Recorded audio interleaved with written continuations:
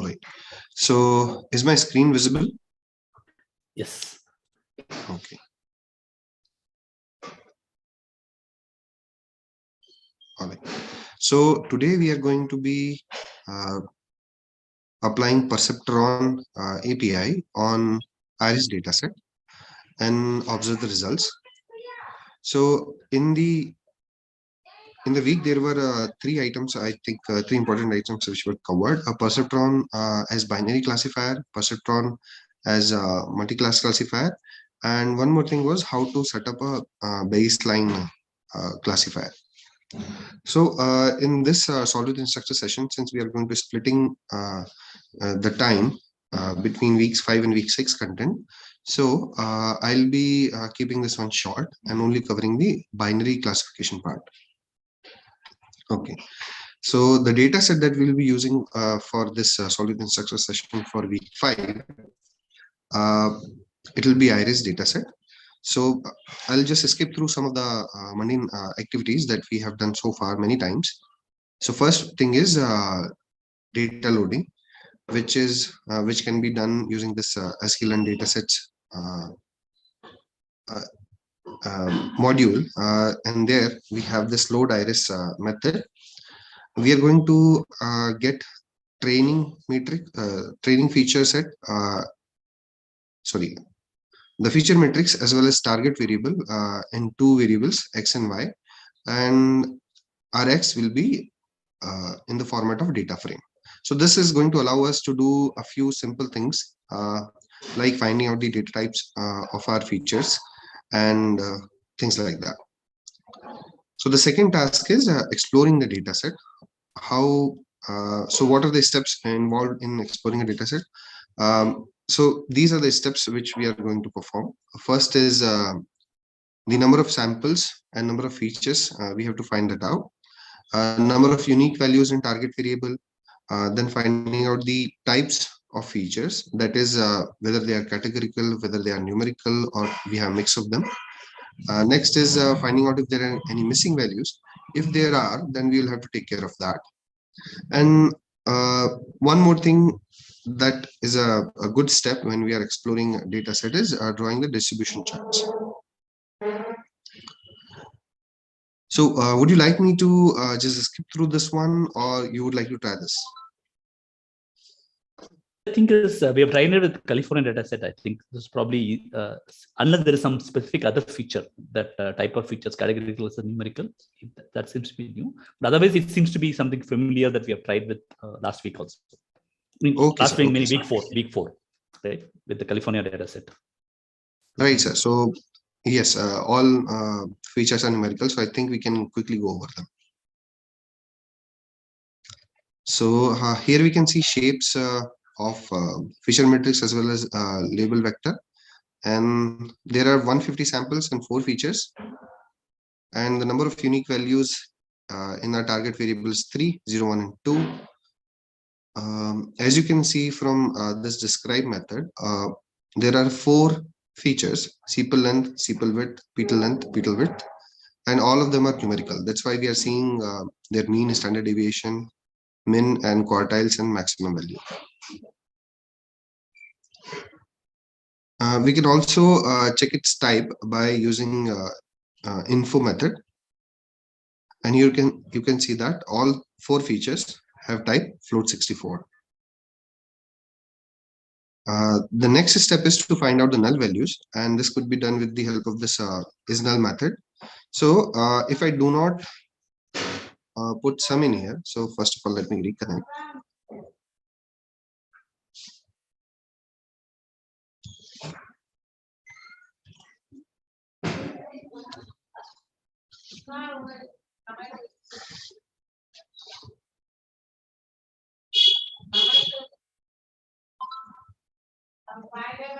Okay, so if I don't put the sum method, dot sum method, I'm going to get the full matrix, right? Full samples. Yeah.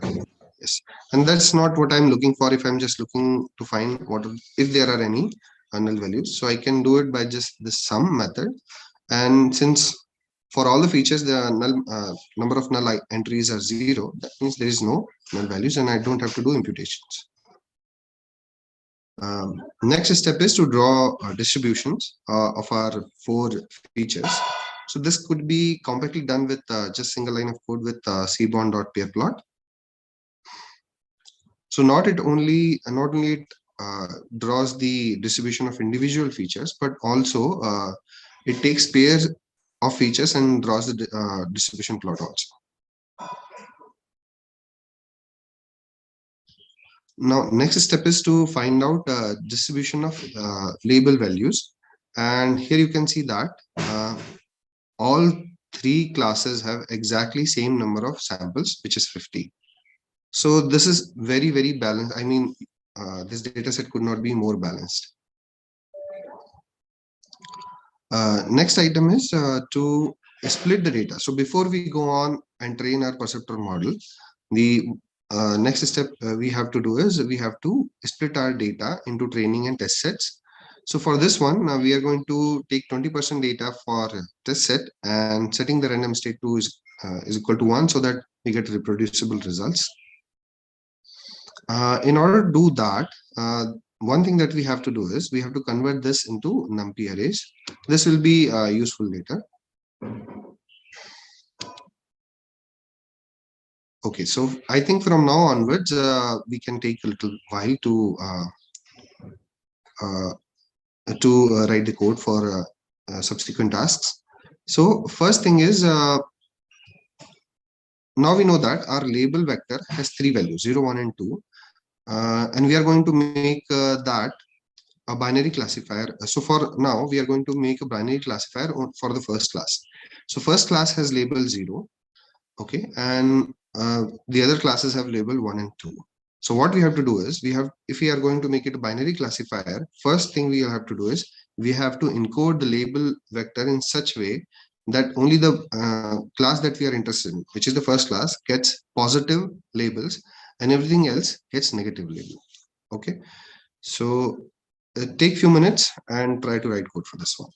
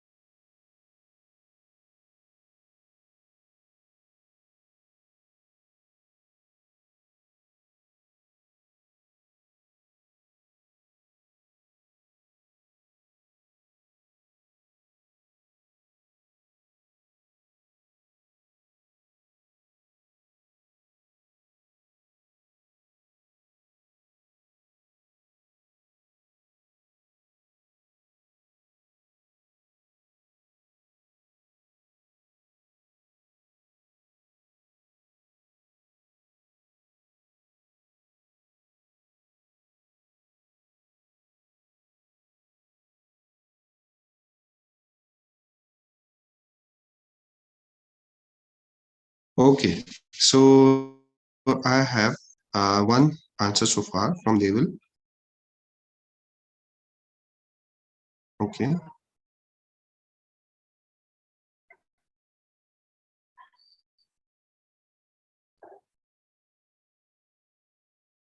So let's try to use this one. So before I copy paste Devil's answer, so this is how I did this. So we don't want to disturb our Y train and Y test because we would like to use them again and again. So I created different variables. So y train 0, y test 0. And so first what we do is we are going to create vectors which have all of them are -1 initially, and the shape is exactly same as our original y train as well as y test arrays. After that, I'm looking at all the values which are greater than 0, that is they belong to class 1 and 2. Uh, they are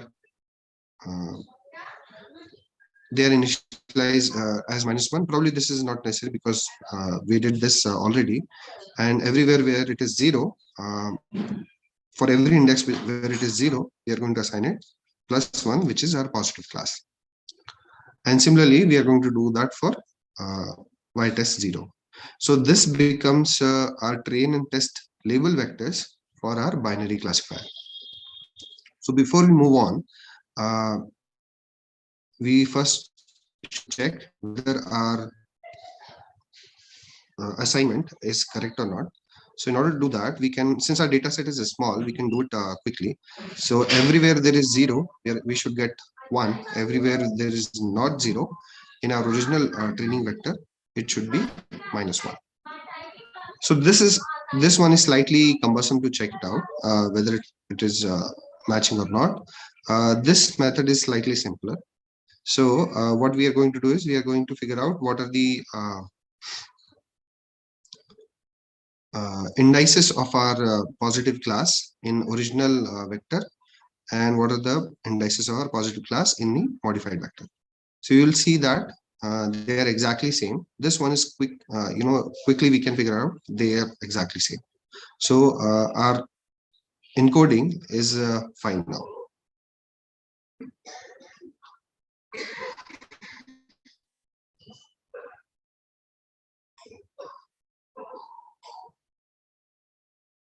Okay, so now let's try Devil's answer. It should be okay. This is how it looks like. Perfect, Devil. This will generate exactly same result.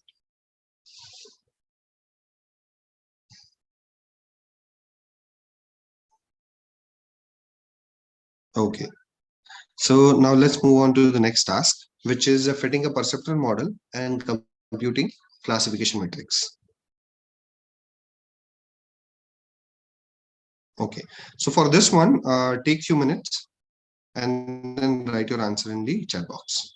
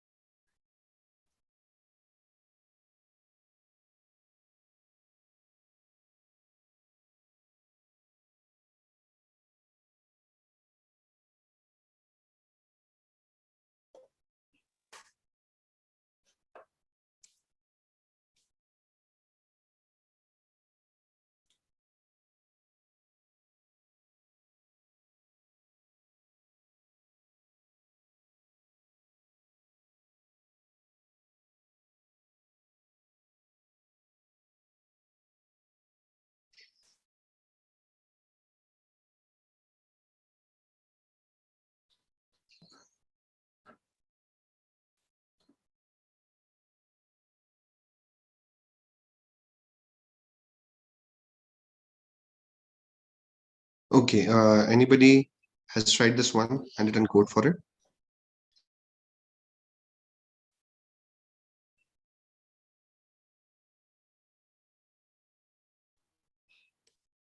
No, I'm just having some trouble with collab, so I'm not able to catch up. But from the next time, I will get this collab running again. Sorry.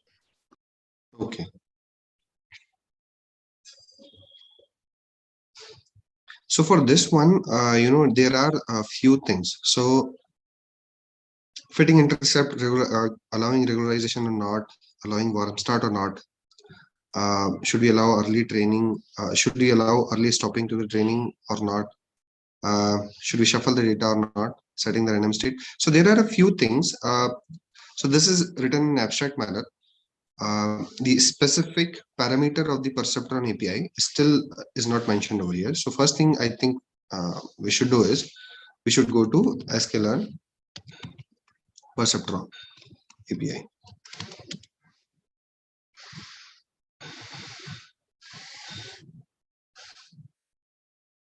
So I hope my screen is visible. So these are all the important parameters that we would like to look at. So penalty is none. That's what we also want to do. Our learning rate is represented by eta. So we are going to set to 1.0. We are going to fit the intercept. So by default, it is true. That is good. The maximum number of iteration in the question, it says 100. We also want to shuffle the data before training. We are going to set the random state to 42. Early stopping is false by default, and the warm start variable is also false. Okay, so now let's go back to our collab and see the solution. Okay, for this one, I think in the question, there's one step not specified clearly, is transforming the data or scaling the data using min-max scaler.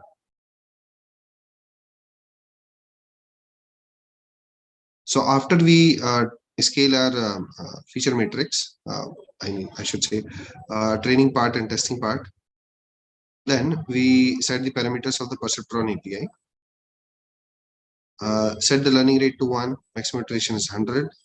We allow data shuffling, early stopping is false.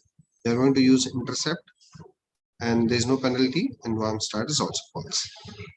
So in order to fit the model, I think it's very straightforward. Just use the variable of the model and call dot fit method and provide the proper feature matrix as well as label matrix.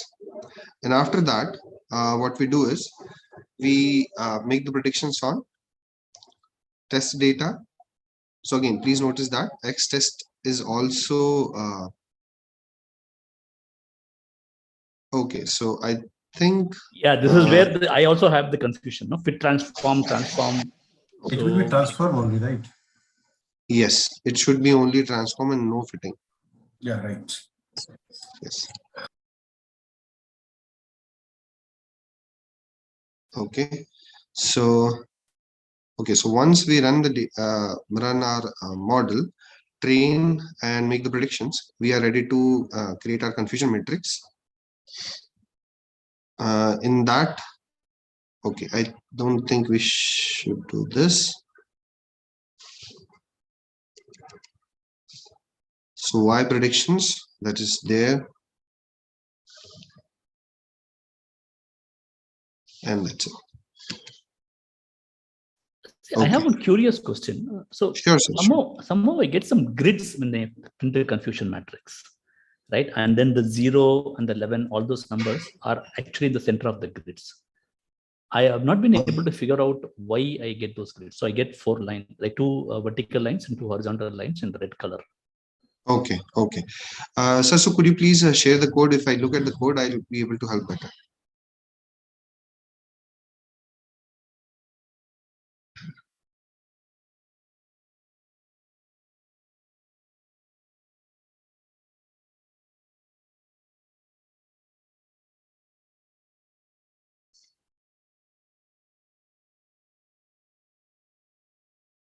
So are you sharing the code right now or maybe later?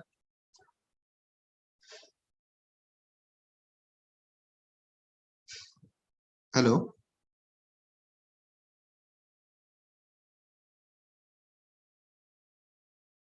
Yeah, I'm just putting it in the chat.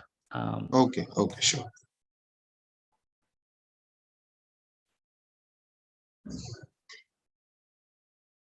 Why hat? I generally use that Y hat and That is fine. So, sir, the code is exactly same as what I have written. yes. There is no difference. Yeah. So I think there is some change in the display settings. Okay, so that's why. Okay, maybe some, I don't know, the default is this. Okay. Yeah. So maybe at the, maybe some of the settings. So for example, this one, matplotlib inline, and there were a few instructions also I ran before starting with this live session to set the display properties of charts. Okay. Okay, maybe let me just check that. Yeah. Sure, sir, sure. And even if that is not going to solve your problem, please post it in Discord. I'll definitely look at that. Okay. Okay, thank you.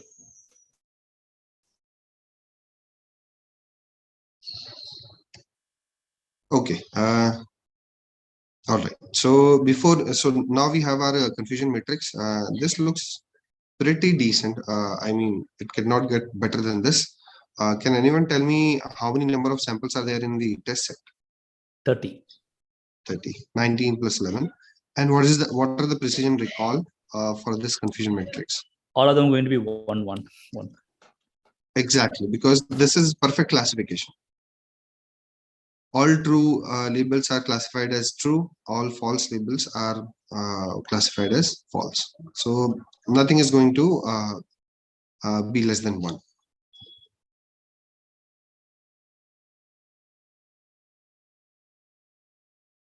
Okay.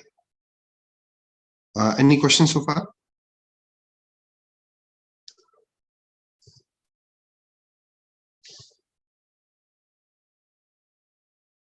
Okay, let's move on then. So the next task that we have to perform is plotting the distribution of scores of training labels. So okay, I actually showed the solution. So this one does not involve the labels directly. What we have to do is we have to compute the score of every label. So as Perceptron model, you would know that if a sample gets a score less than 0, that it is classified as a negative example, which is an assigned label -1. And if the score is greater than 0 or 0, we assign it +1 label. So this time we are not going to directly deal with labels. We have to look at the scores for every sample in the training set. So feel free to write the code for this. There is a specific function in the classifier of the Perceptron classifier that we use to get the scores of any sample. Take few minutes and write your answers in the chat box.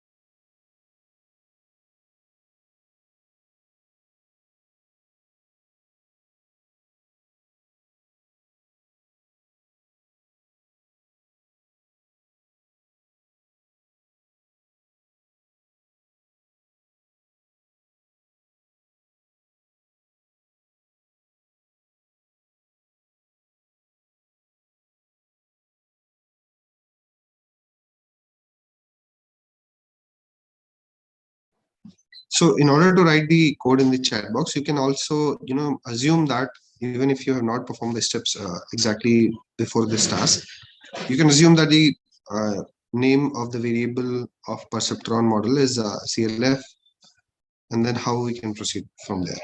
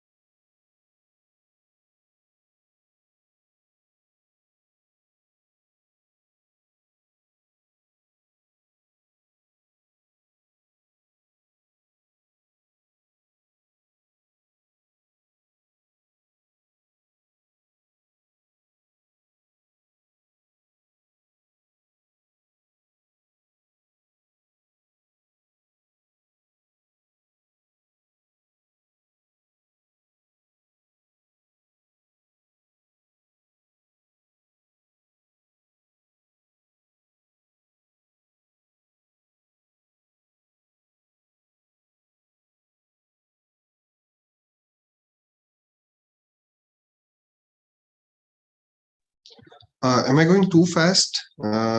Because of that, there are no submissions in the chat box. No, I'm about to post. This is basically so the thing that you wanted was basically using the function. Yes, decision function.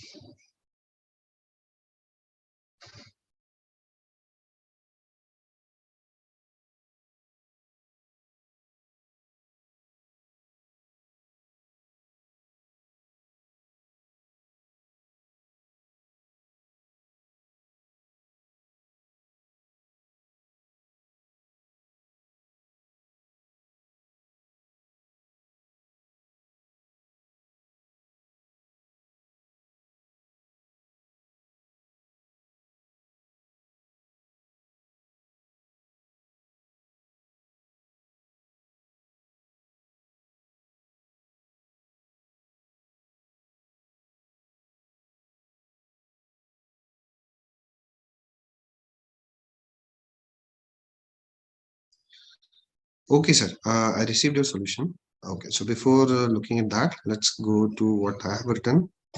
So it is calculating the label scores with the help of this function called decision function.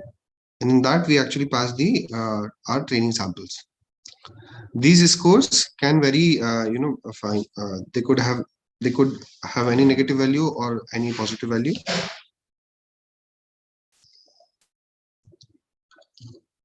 And and we sort them to get the histogram plot and then show it.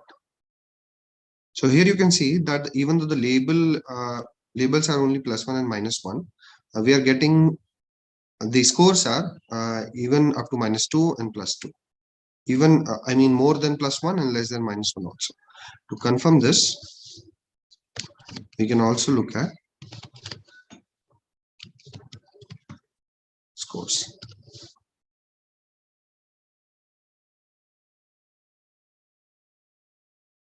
And here you can see they are ranging from I think the maximum value of that is something below 2, and minimum value is something higher than -2. I'm not seeing -2. Oh, so it has some values greater than 2 also. Okay, so these scores are quite useful for our next tasks, which is so sir, your answer is exactly right. I had one question. So somehow Sure. sometime not while doing the demo, sometimes I don't get the right score. So I always try to do a fit just before doing the score. So there's no harm in just doing a fit, right? Fit. This See, if you see this thing, just before the decision function, I do a fit again and then do the decision function. So I think that might change a few things. That might. I'll have to take a deeper look into this. So this random. If we are keeping the shuffling is equal to true every time we fit a model, I think it is going to shuffle the data. Okay. Even if you put the random state as a particular random state. So random state has been put only once, right? So at the start of so we put the random state over here and we train it. So the the results will be reproducible. But if we train one more time, the results could be different. Because shuffle equal to true. Yes, yes. So then I shouldn't. Okay, yeah, okay, fine. Because I was getting different scores from what you showed. I see. Yeah, okay. So I shouldn't do the fit. Okay, I'll get it. Thank you.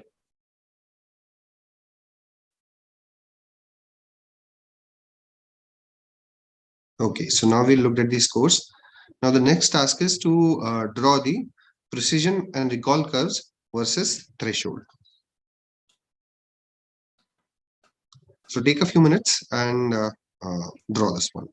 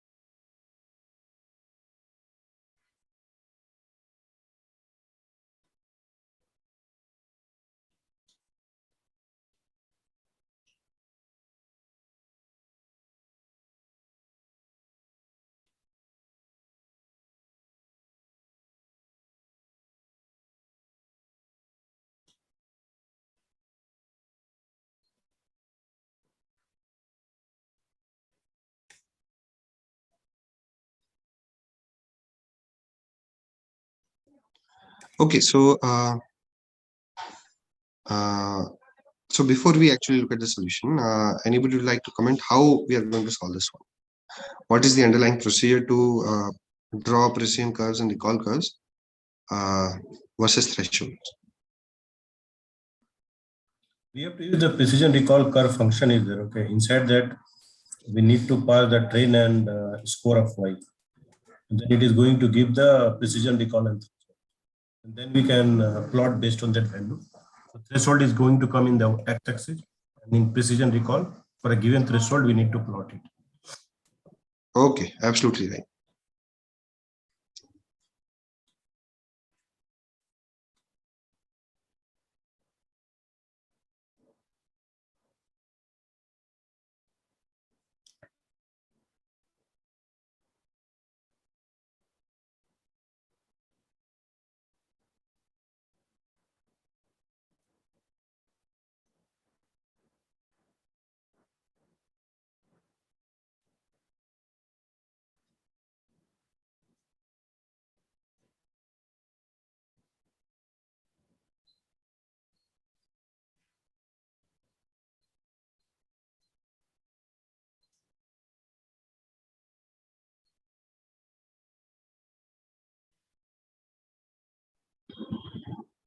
Okay, so I think we should move on to the solution part.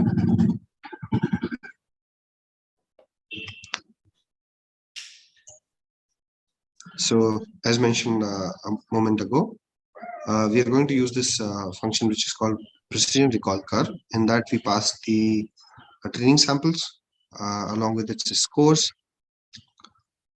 and we get precisions, recalls, and thresholds. I mean, we get three arrays in which for different values of the threshold, we have corresponding precision as well as recall values.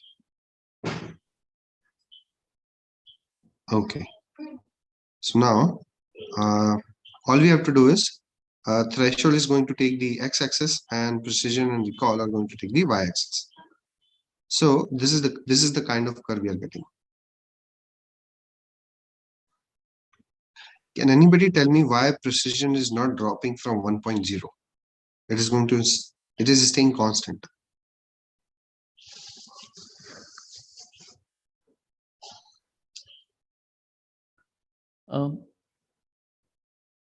The data Yes. is quite easily split.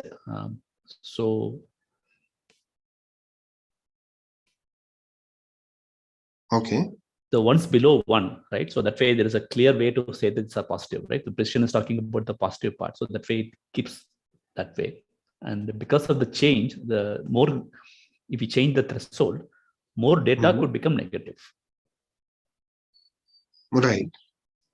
Did I get it right? I think, I have it in my mind. I think I'm confusing myself. See, the false negatives could go up if you increase the threshold. Right. No, So, sorry, for whatever we have done, the false negative or false positive, both are 0, right? And we are getting the true positive. No, if you keep threshold as 1, if you increase the threshold, the false negative will change.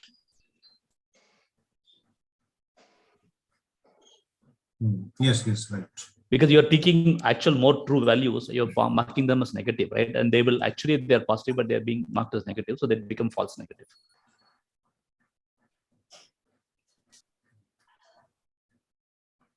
right.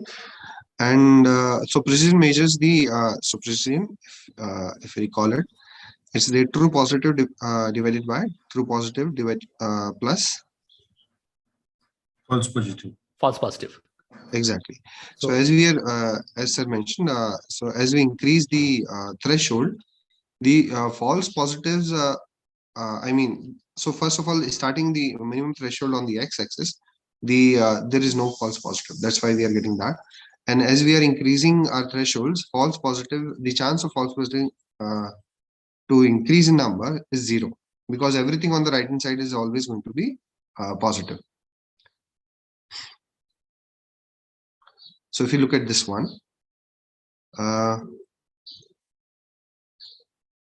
right. So look at the 3 bars which are in the right hand side. So the first bar, for example, if we set the threshold between first and second bar, there is no false positive. So anything after 0, we set the threshold, anything after 0, we are not going to get any false positive number. That's why precision is always going to be staying to value 1. On the contrary, a recall is going to reduce. So recall stands for all the positive values there that are there in the data set. How many of them are we able to retrieve? So as we increase the threshold value, some of the positive values are going to be called off as negative, and they would be removed from the output. They will be assigned negative label because we increase the threshold, and because of that the recall will reduce, and that's what we are seeing in the curve. But sir, one thing, see, Sure. positive or false negative. Okay, if you are telling that your false positive is not getting changed, okay, in impact that false negative also will not change, right? Because you are keeping your true positive fixed.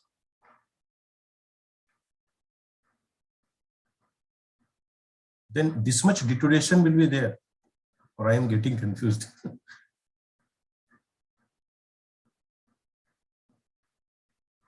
See, what happens is, because there are values, the probability, the actual scoring function returns values more than 1 also, right? So if the value is 1, it should be, in this case, right, negative, because okay, the Perceptron also confuses, right? So if the precision is not there, maybe because if your precision is fixed, that means your true positive divided by true positive plus false positive. Yeah, because false positive, there's very little chance because we are increasing the threshold. I think if you decrease the threshold, you will see false positives increasing. If the true positive and false positive is not changing, then you are telling that false negative is changing this much? Yes, because what happens is, see, what is false negative? You said it is negative, but the prediction was wrong. So if you keep increasing the threshold, you will call more as negative, no? See, however we defined it. In that case, your true positive is also going to be shift, right? No. The true positive also is going to be shift because your number of test cases is fixed. If you take example of these 30 cases, if your true positive is suppose, for example, 15, and it'll come down. It'll come down. So true positive, whatever is the FN, would come from TP. Okay. See, okay. Suppose decreasing, but my let me try to. Yeah, no, I'll try to push it on. See, suppose the threshold is 1, right? We are getting perfect results, right? Anything greater than 1, greater than equal to 1, we say it is positive. Anything less than that, we say it is negative. Okay. At that value, we are getting everything is true positive and everything is true negative. Fine. Suppose I change the threshold to 1.5. Okay. So now what I am saying, everything greater than equal to 1.5 is positive. Okay. So my true positive numbers will come down. Okay. True positive is getting come down. Yeah, the actual numbers will come down because whatever is between 1 and 1.5, now I'm calling it negative. So they will go into false negative. So anything that comes out of true positive will go into false negative. So you are telling there is no change at all in the false positive. Only there is a change in the true positive and false negative. That's why we are getting a deterioration or change in the. Yeah. Okay. Understood. Thank you.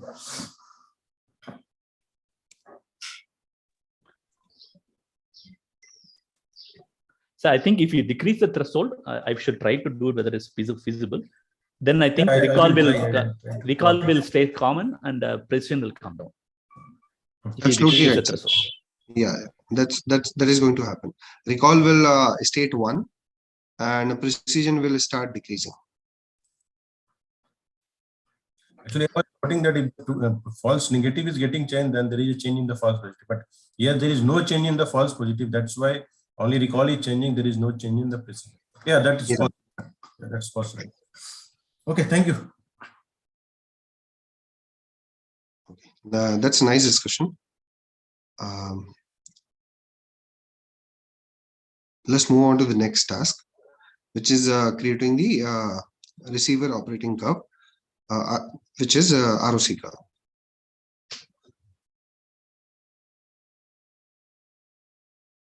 So take few minutes and write code for this.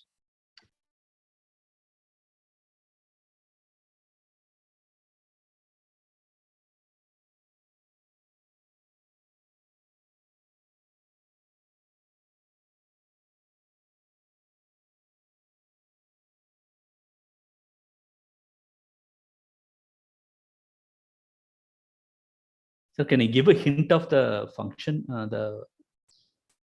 Sure, please. Because I don't think I've tried this, so I know PR curve. What is the function? It is ROC underscore curve. Function name is ROC underscore curve. Same. Okay, fine. The names are very good.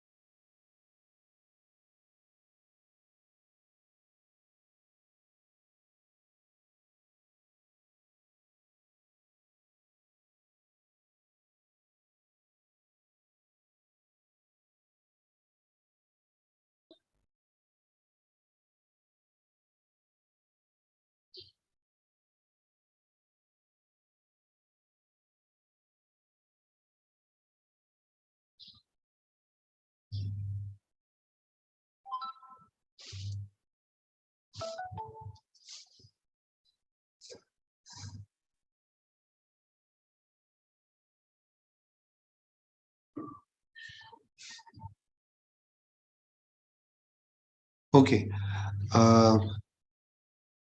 Anybody would like to say how we are going to proceed about this?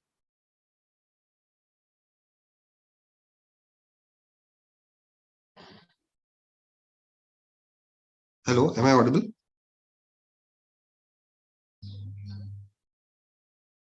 Hello? Yes, you're audible, Sonam. Yeah, sir. Yeah. Okay.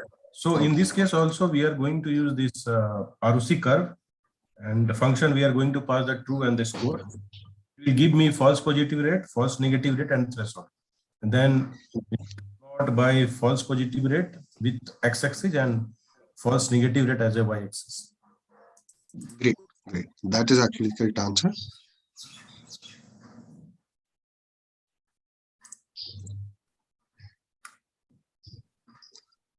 Okay, and this is the kind of chart we are getting. Can anybody tell me why are we getting this kind of chart?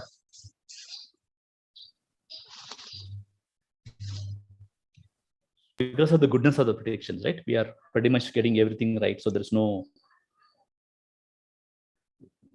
Exactly right, sir. That is the reason. So this is the curve for this is the ROC curve for a perfect classifier. So area under the curve for this one will be 1, exactly 1.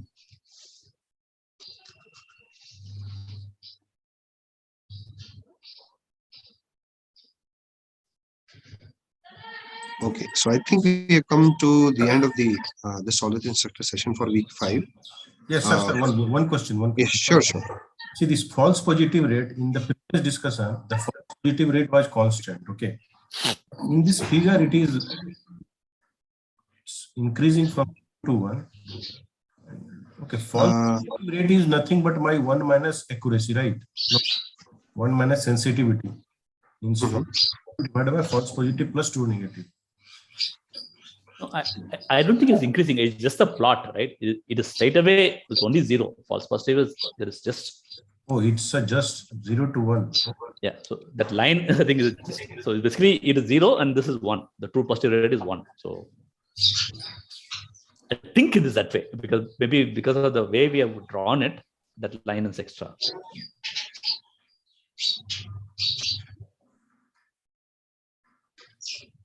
Right. So yeah, so the only thing which is being constant in the entire chart is the true positive rate. It is going to be it is staying at 1.0 from start to finish.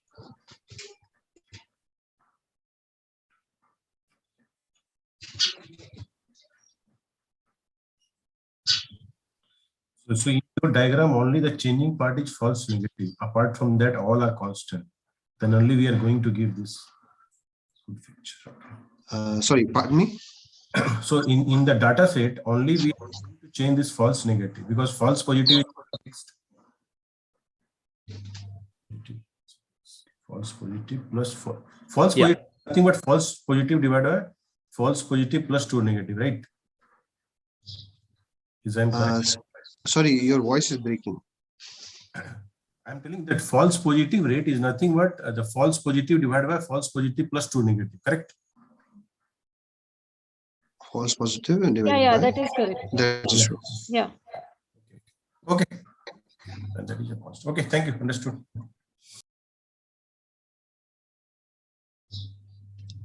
Okay. Any further questions for so far what we have covered?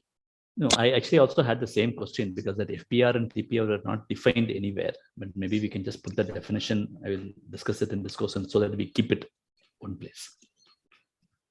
Okay, so sure. So false positive rate is false positive as Jadev mentioned, I think. False positive divided by false positive plus true negatives. Yeah. Similarly, true positive rate is, as in, let's call it TP. True positive rate is TP divided by TP plus FN. Just make the opposite of it if you want to remember. I mean, that's easy to remember actually. But this is same as precision, no? Yeah, precision is also called true positive rate, if I'm not wrong. Yes. Yes. Yeah, Yes, correct. Yeah.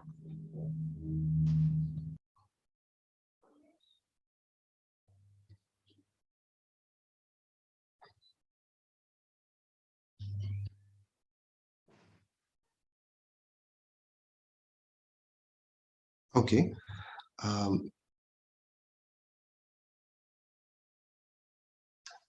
So I think we can stop it here for week 5. Thank you, everyone. Thank you, everyone, for the discussion also. Anamika, please take over for week 6. Yeah, thanks, Swarnim. Hello, everyone, again. Let me share my screen.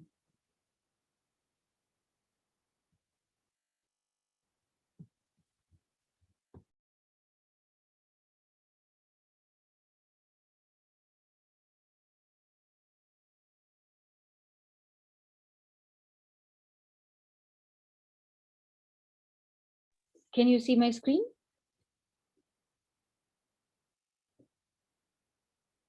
Can anybody confirm? Yes, All ma'am. right. Okay, so we would now write some code based on the contents of week 6, where primarily we are doing logistic regression for classification. And for logistic regression, we have used SGD classifier as well as logistic regression library itself. And other than that, we have used knife based, right? So this particular session will be based on logistic regression only, where we would be using logistic regression library and not SGD classifier. Okay, and the dataset that we would be using is a heart disease dataset. I'm going to paste the link. I want you all to please open a collab just in case you haven't so far. It will be nice if you all code along. Let me paste the link. Yes. This has to be put in Google Drive and then you have to be copied, right? No. So I think, okay, I don't know whether it is discussed or not. You can directly Open it. if you, you can use pd.read CSV. Okay. That's my Srinivasan. This was my motive for putting this question in mock based on what we discussed in the last session. So pd.read CSV you can make use of to access any data set that is available online, which is CSV. Okay. So that's what we would be using here. There's no need to first download it. 1 second, let me paste it.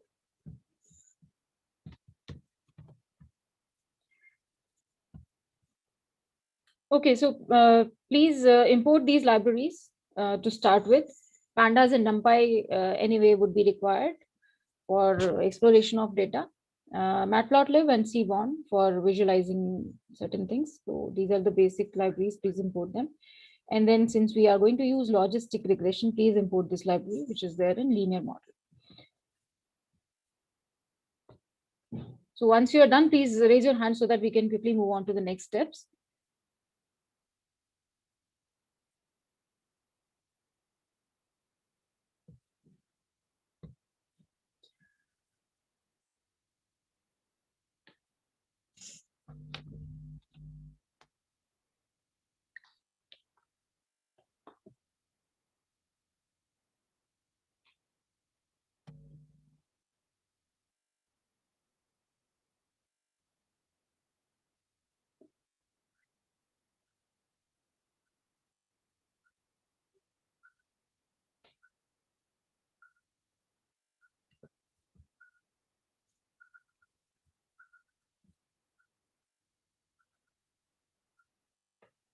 I hope you have imported these libraries.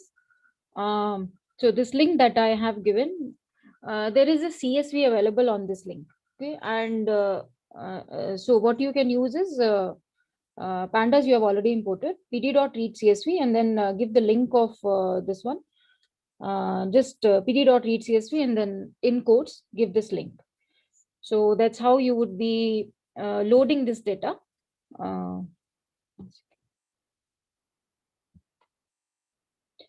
One more thing, one of the parameters in pd.read CSV is names, as in one of the attributes is names, through which you can pass the list of columns. So this is the list of columns. If you click this link on UCI, you would get a list of columns. So this is this list has been copied from there. What I'll do is I'll copy and I'll put in chat so that you can paste it in your code. What happens if we don't put the names equal to columns? So what happens? It depends on the CSV. Sometimes so it's a CSV, right? So sometimes in the first row, the column names are given. Sometimes they are not given. So if they are given, you can also make use of header attribute, where you would write header is equal to 0, which means your 0th row should be used as the column names. But if you're not sure, it's a good idea to pass the column names explicitly like this. And when you create a pandas data frame, in order to specify the columns, the attribute that you use uses columns. Whereas in pd.read CSV, this attribute that you use to access the columns is names. Please note that.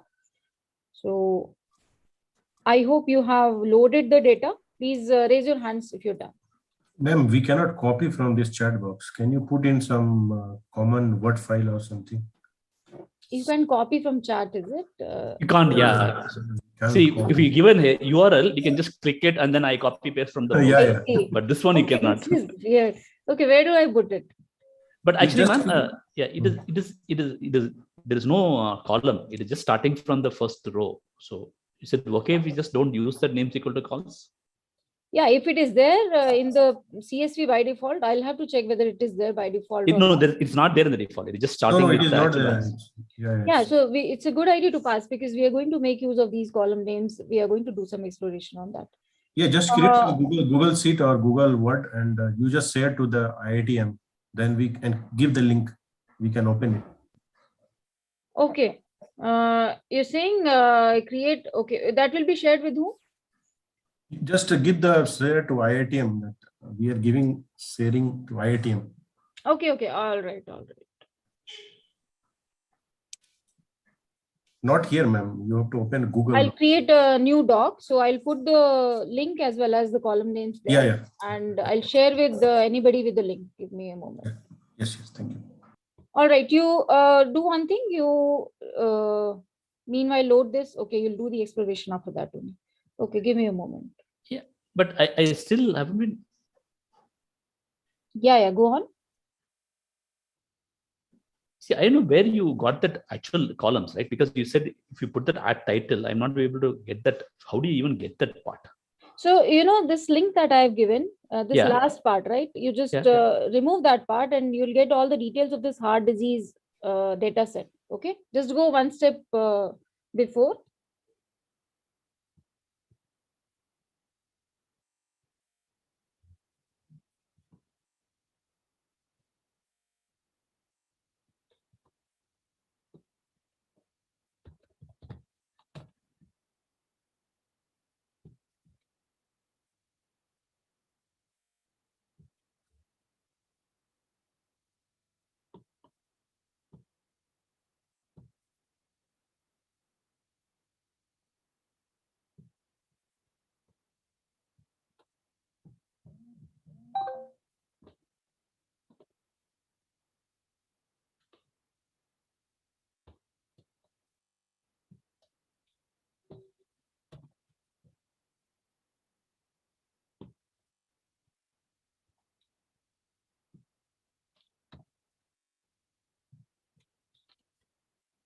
Yeah, Srinivasan, did you get the details of the data by going one step before by removing the last part? No, I'm not. I just get a list. I don't know. I am not able to get the thing. I just get the list of all the different data sets. So I don't get the title. Where did you check? I just stopped till heart disease, right? So I just removed that, and then Okay. I just get. You see many links there, right? Yeah. Yeah, you can go to the heartdisease.names and then. Oh, okay, heart disease.names. Okay. That's how you get the data on this UCI library. So when you open that file, you'll have all the names. Anyway, so I've created this doc and I'm going to share it. 1 second.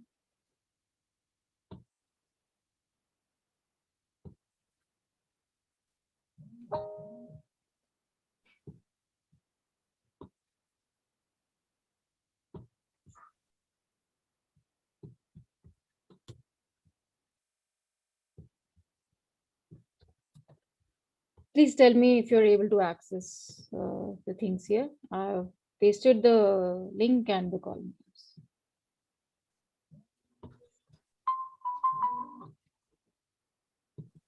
Working. All right. Okay, please load this data and raise your hands and we'll move on to the next step.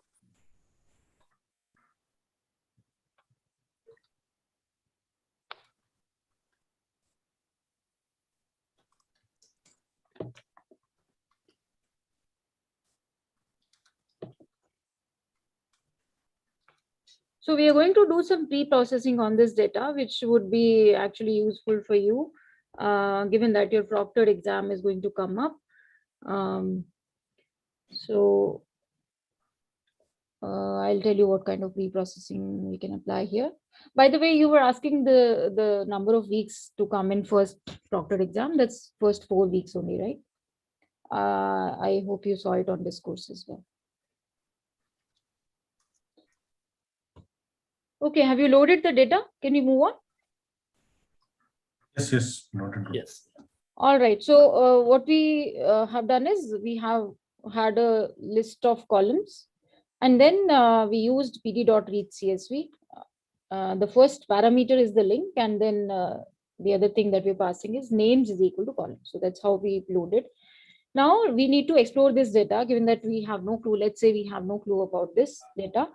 So the first thing that is to be done is to see how many samples and features are there and what their types are. So I give you 2 minutes to quickly explore it and tell me how many what's the size of feature matrix, and what's the kind of data columns that we have.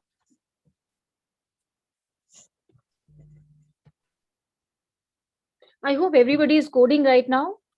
That will be useful. In case you're attending, why not code? I see only a few participants active.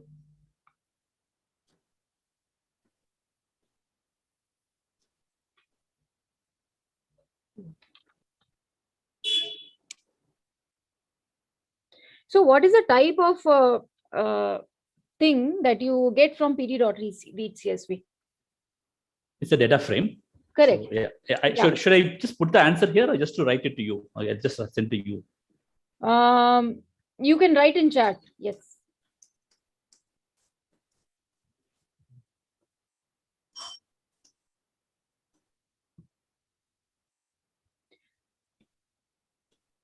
Okay, so the initial few things then, whenever we get any new data, are firstly seeing the kind of, the type of, the data type that we have in hand, right? Whether it is data frame or let's say NumPy, because accordingly you will be applying the function. So here, obviously, we have used pd.read CSV, so it will be a pandas data frame. Now, the first thing that we generally do is data.head to see the initial few rows. That gives us, and that immediately gives us an idea of the kind of data and kind of columns that we have. So here, the columns are numerical types. If there were any categorical features, we would have done the one-hot encoding or something, some handling of categorical features method. So these are the initial few things.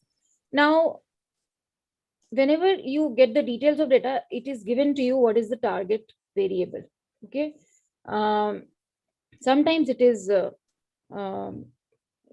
apparent what the target should be. Sometimes it is not.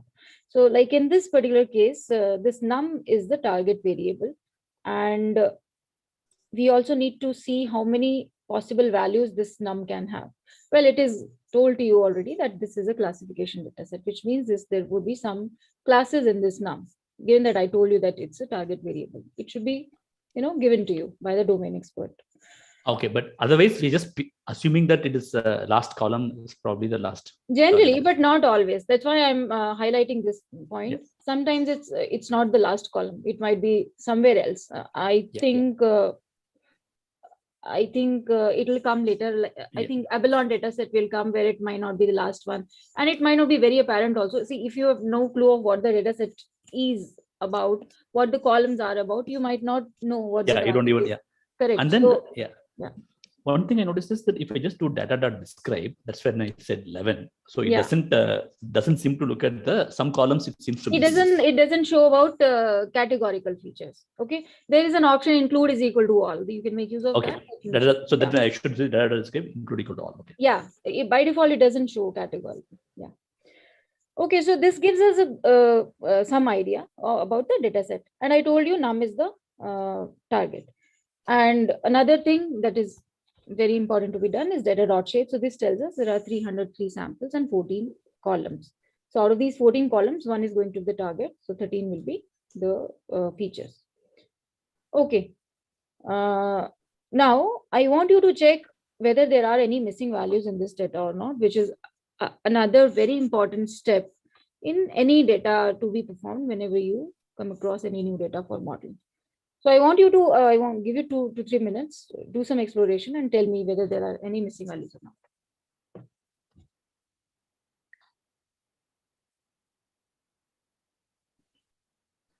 It's just, okay.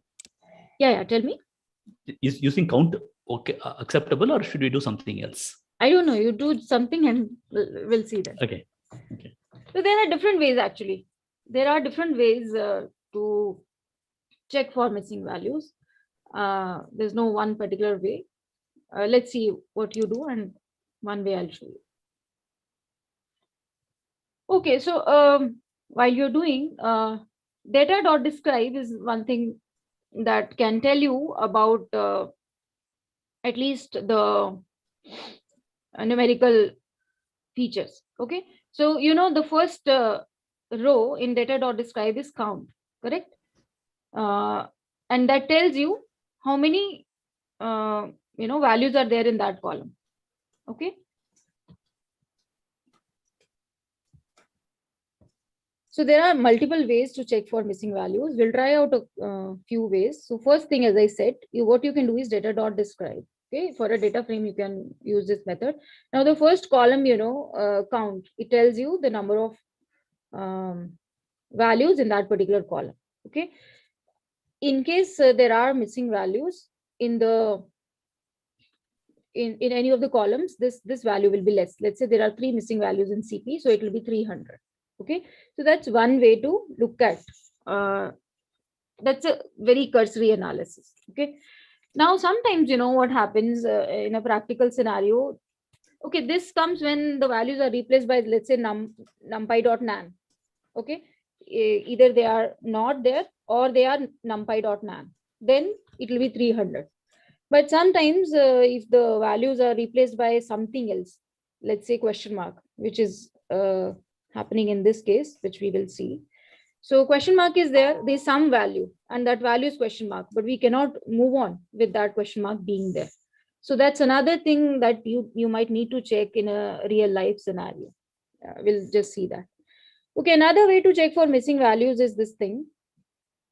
So isNull is a function that tells you whether there is any missing value in the columns of the data frame or not.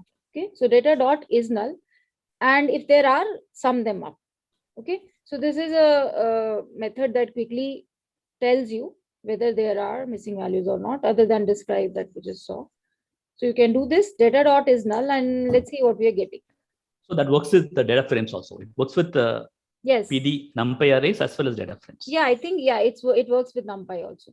I think I've used it.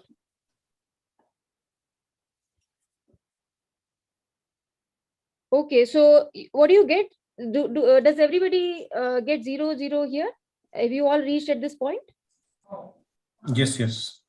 Okay, so you see we're getting 0. That gives us an impression that there are no missing values. Okay, now since I know something about the data set, so I'm asking you another question.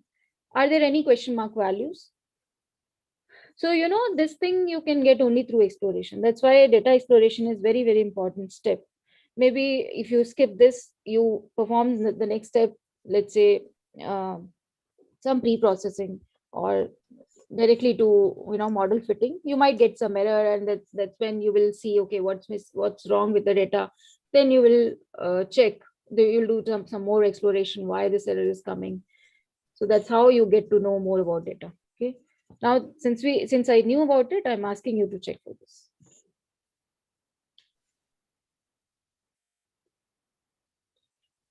Now this will require some coding.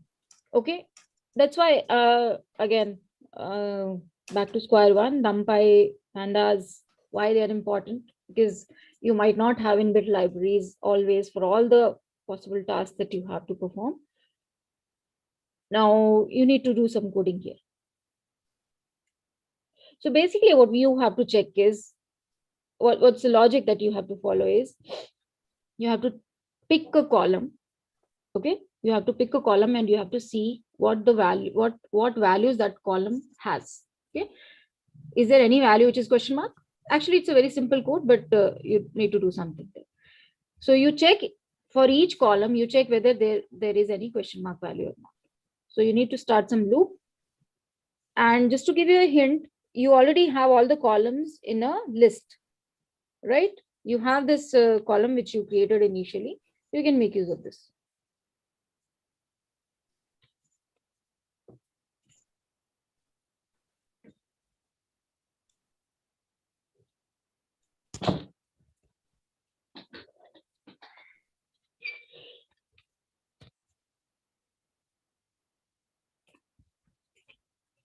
Okay. Tell me. Will np.where work here?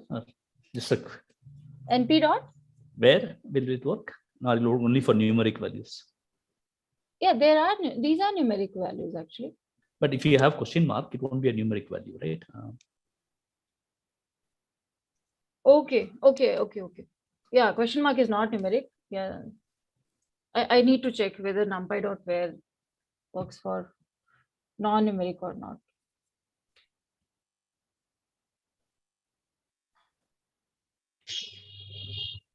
You can do simple string matching also.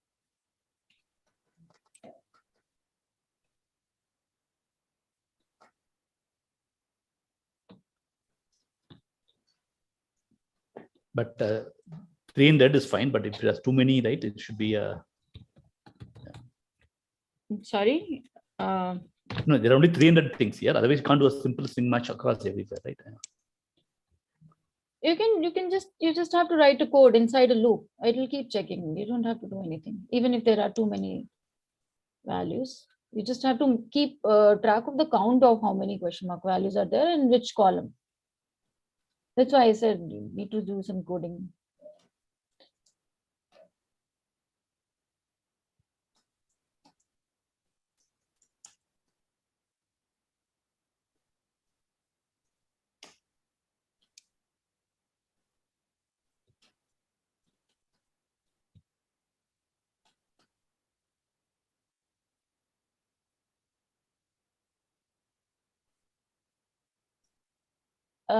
This I don't see anything mentioned. I think it should work for question mark. You can try it out.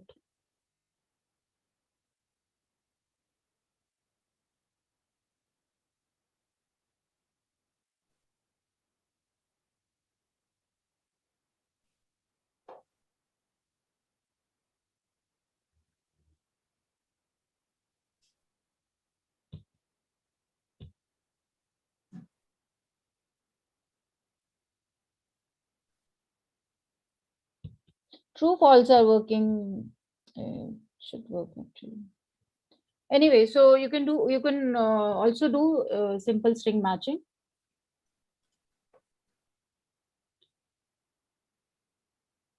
All right, let me show you. So simply what we are doing is, as I said, we are checking through each column. Okay, this calls is a list of all the columns that we have already. So for call in columns, if question mark in data call, what does it give you? I hope you know how to access a particular column of a data frame.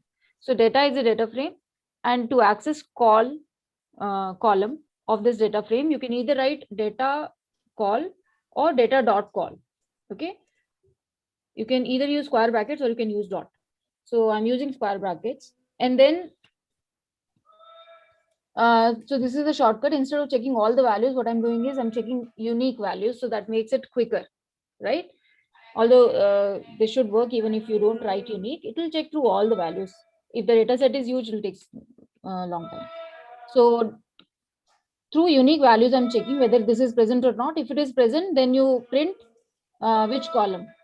Okay, print this in this column. So when I run this is what I get: question mark in this column and question mark in this column, which means there are two missing missing values in these two columns. Now that we know this, we need to handle these missing values. How do we handle the missing values? How can we handle the missing values? Anybody? We can replace or we can remove that entire row. Yeah, we can either remove the row, or we can replace it by some constant, let's say mean, median, mode, right? Yeah, missing imputers. Yeah, so we can either do it manually through code, which is also not very complex, straightforward that is, or we can use simple imputer library from sklearn. Now, if you try doing it, okay, I want you to go ahead and then see if there is any issue that you come across. So there are question marks, please handle them. I give you 2 more minutes. You make use of simple imputer and see what happens.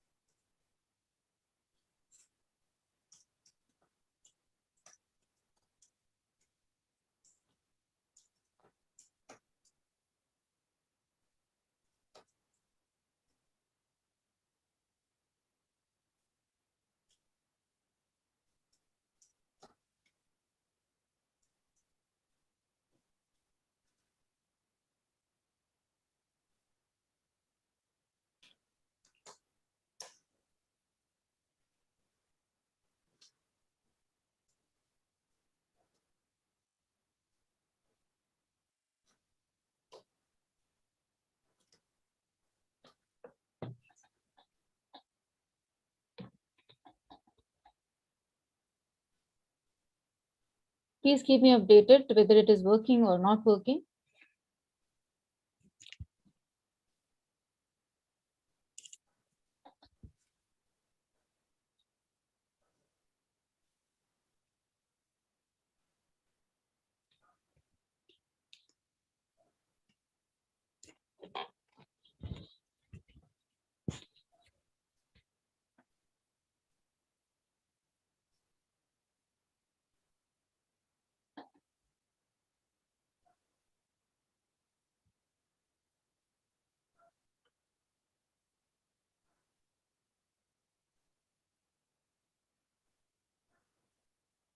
So basically, you have to create an object of simple imputer, and then you use it to basically you'll call the function fit transform on your data, correct?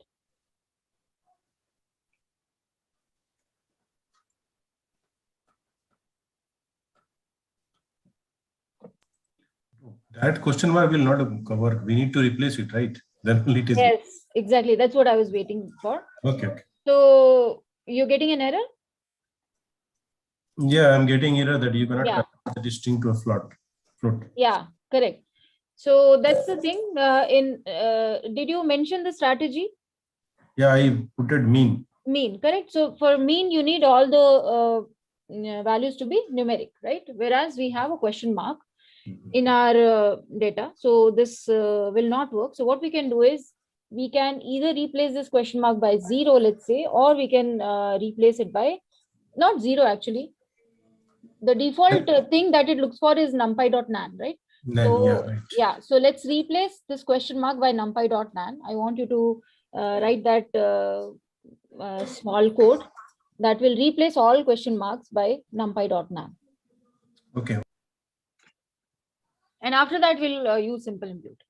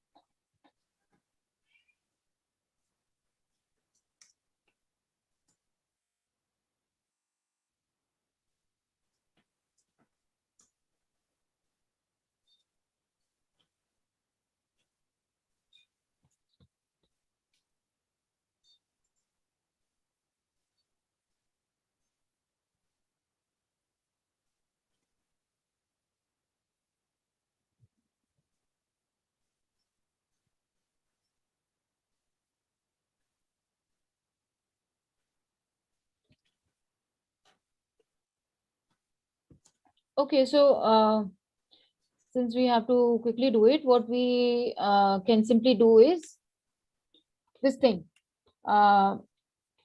So this is basically what we are doing. We are accessing the column which we know has question marks. So data.ca, and then we need to access the indices of those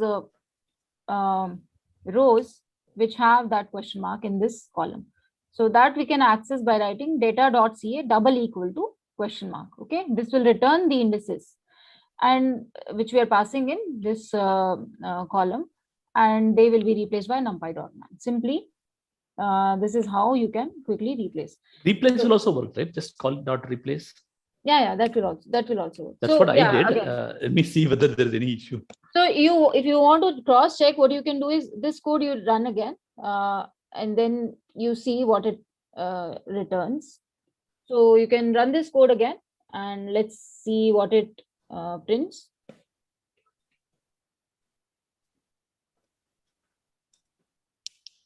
So when we run this code again, we get all zeros. Okay, so now that we have replaced this by numpy.isNan, and that is something that is basically that is null, right? So that will be detected by isNull function, correct? So now after this updation, when you call this same function, which was earlier giving you 0, 0 for all columns, now it will be giving you some values in those two columns. Did you get this?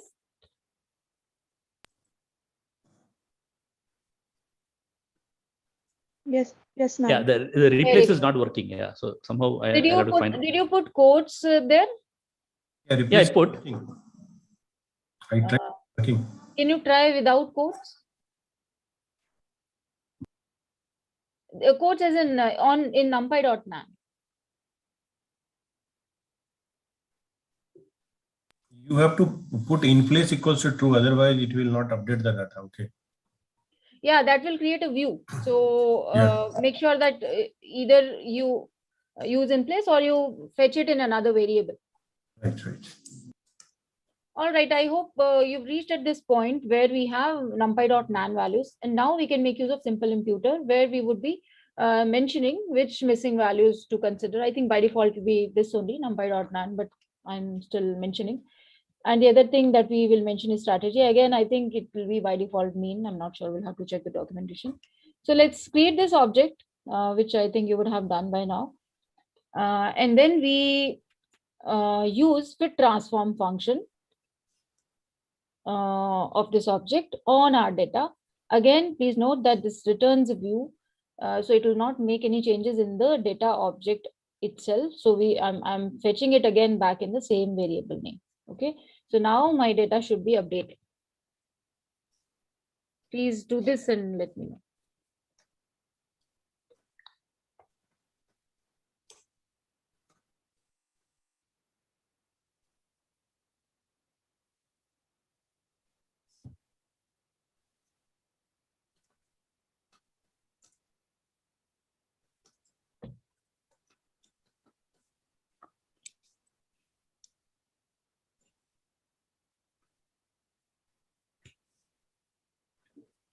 Are you done till this point?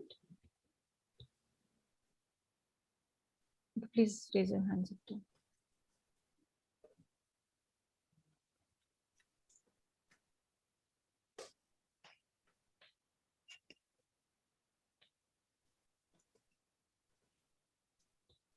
Okay, thanks, Parth.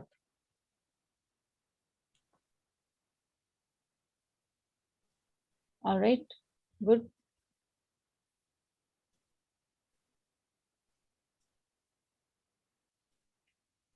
So we are still in the pre-processing step and we are yet to apply any model. So you see that pre-processing itself takes some good amount of time, and this is something you would have to do in proctored exam as well. So do some good practicing for general tasks.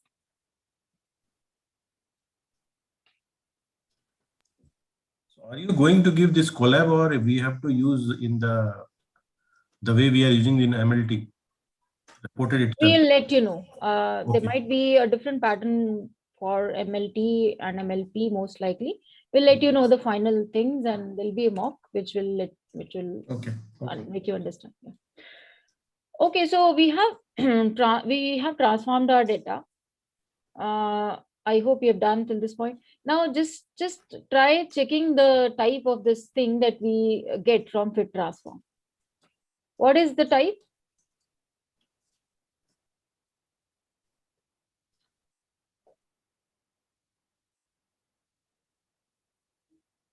It's n-dimensional array.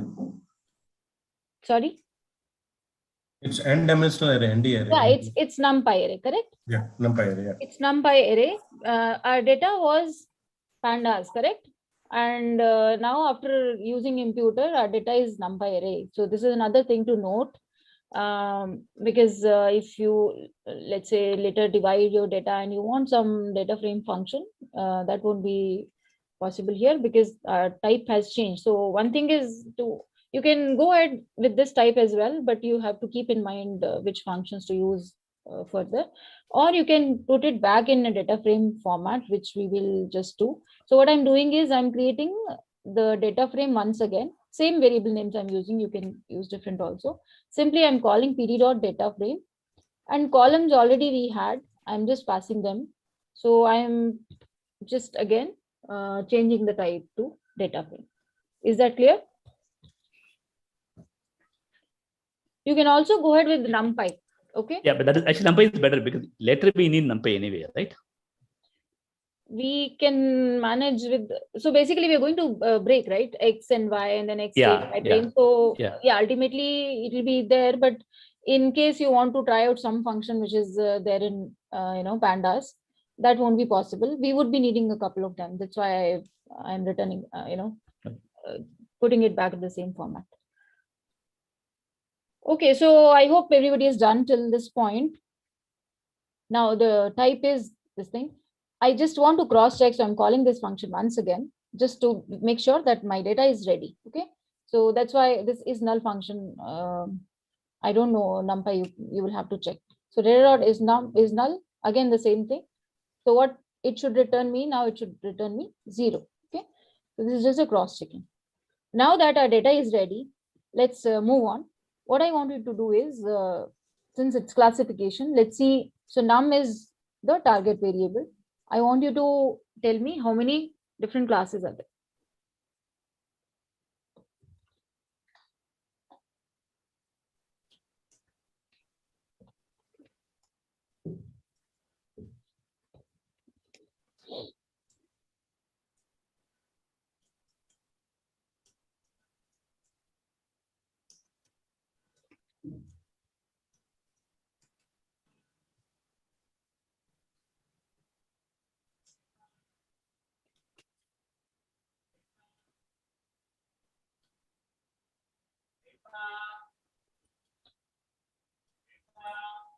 Are you done?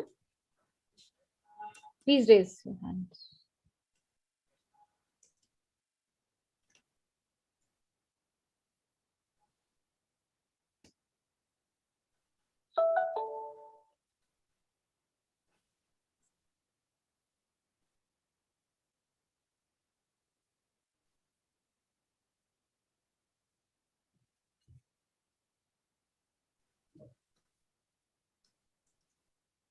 It's just one line of code.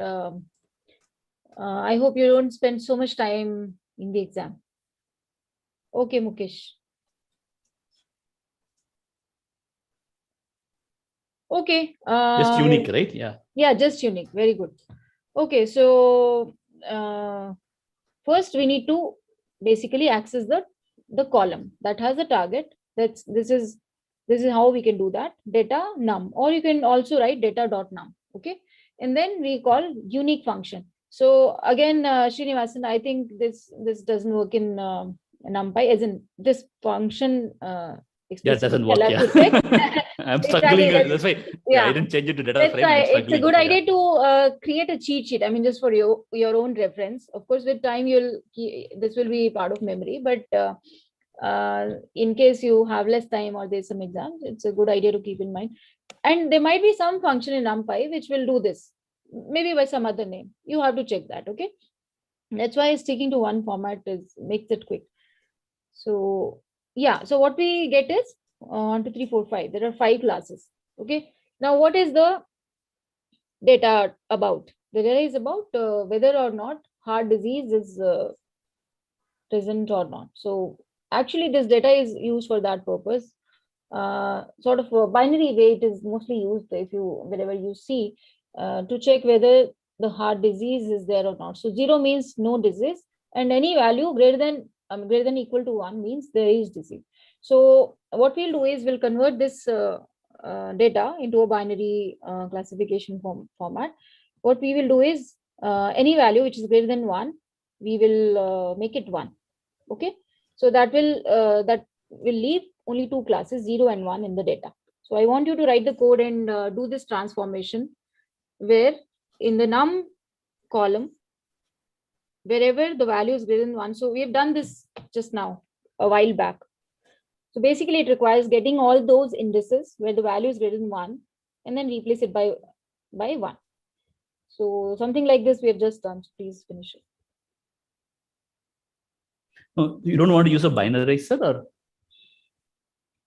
You can do that also. Yes, this is very straightforward. So I prefer not going that way. You can do that as well. And NP will work here also, right? You can use NP. NP, you want to use? Yeah, NP dot where that worked. Yeah. Yeah, all numerical values are there. Correct. That also you can use. So basically, for this very task, there are many ways out. What value we have to assign greater than 1? -1. No, whatever value is greater than 1, you make it 1. Okay, make it 1. Okay.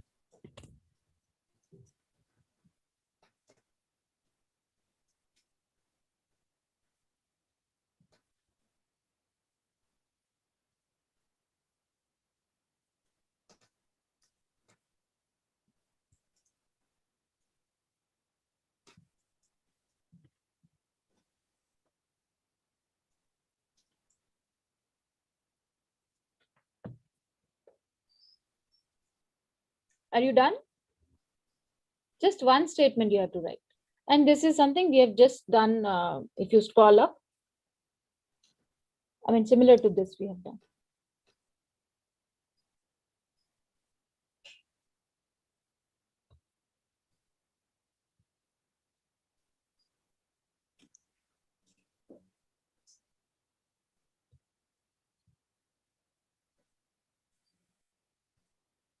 So going up, what we did, this thing, right? We did this, we can use this way, or you can use a numpy dot where also.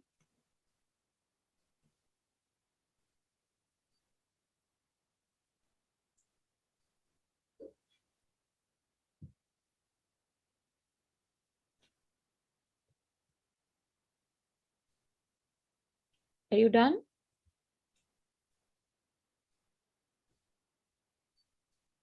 If you are done, call this once again and see what it returns to make sure that you have done the right thing.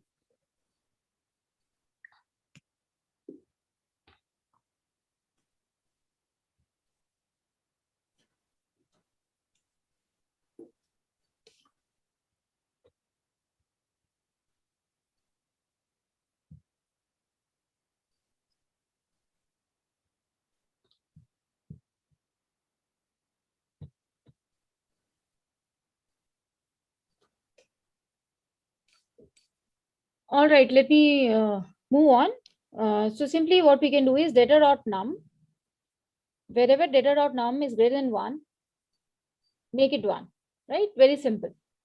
People took a lot of time in this. Anyway, so please do some more practicing to handle such trivial cases. Now that we have done, I'm just cross-checking by calling the same function, checking the unique values in num, and they should be 0 and 1. So now the data is ready for a binary classification. Right. Now, if you call data.head, you see in num, you can check for any number of values by putting here, and you get only 0 and 1 classes here. Okay, now let's move on. Now that all our data is in data frame, correct? Let's first divide it into X and Y. Capital X and small y. Capital X should have all the features. X should be the feature matrix, and then Y should be the target variable. Again, some manipulation. Two lines of code. Please do that. So basically create X and Y.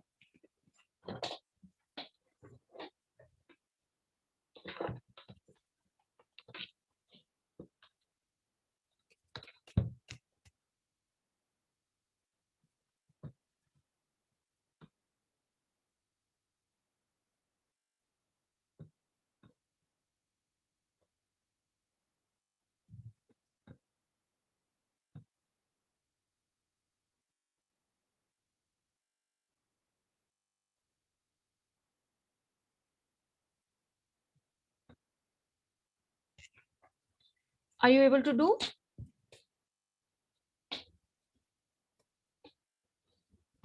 So this is the kind of data that we have, and you see the last column, we have to make it Y, okay? And all columns except the last column, as in starting from 0 up to the last but one column, they all should go to capital X. So I hope this ilog function is clear to you.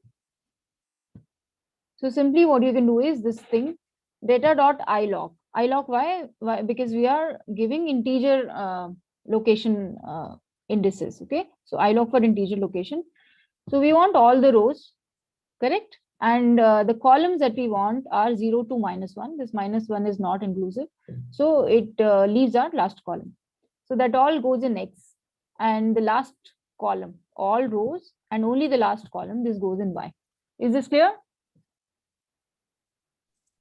Without 0 also it will work, right? No? Yes, yes, you can skip that. That's optional. Yes, it will work. Yes. I mean, I've added just to avoid any confusion, because sometimes people do get confused with one colon and second column. Okay. Okay, so now just cross check. If you see the shape of X, one column has been removed. So it should be 13, the column numbers. And Y dot shape should be only one column vector. All right, I hope you've all gotten this X and Y. Now, what's the obvious next step? The next step is to divide this data into train and test. Okay, you can again do this manually, it's straightforward, or you can make use of train test split from sklearn.model selection. So quickly do this.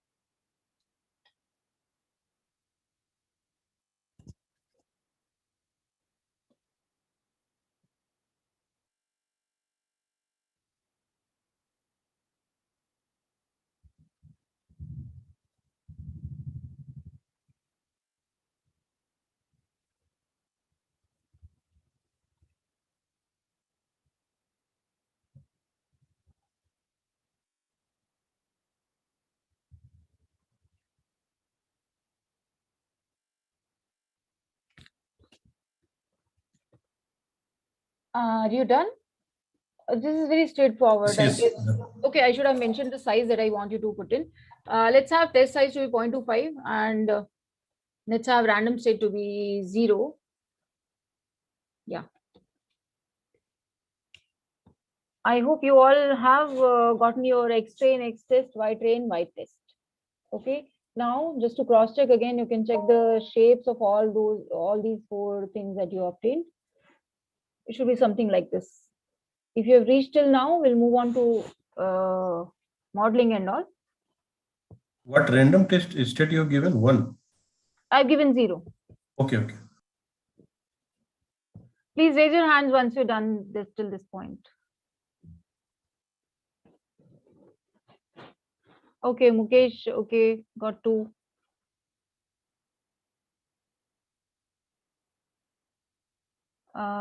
Will be nice if 3 people I got. Will be nice if all of the participants present here do some code. Given that you are spending time, why not do some practice for the upcoming test?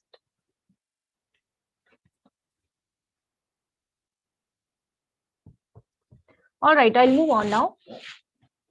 So let's use logistic regression class from linear model that we have imported already. Let's have no specific attributes for now, and let's tune them later on. So create a plain model and train it on your X train, Y train. Yeah.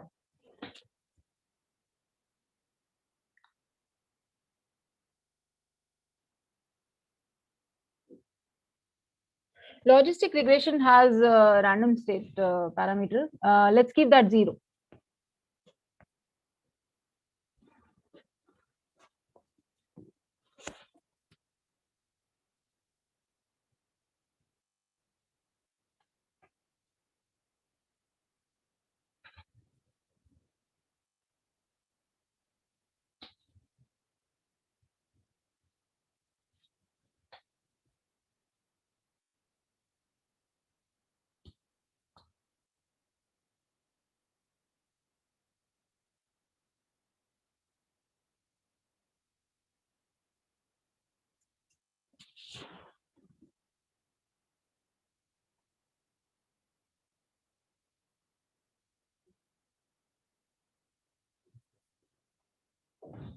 So you just have to write 2 statements. One is creating the model, and second is fitting on X train, comma Y train. Please let me know once done. Any max iteration, because it's throwing that increase the number of iteration. It's not able to converge here. Let it be. Let it be. Yeah, no. So that's fine. I mean, we'll tune it later.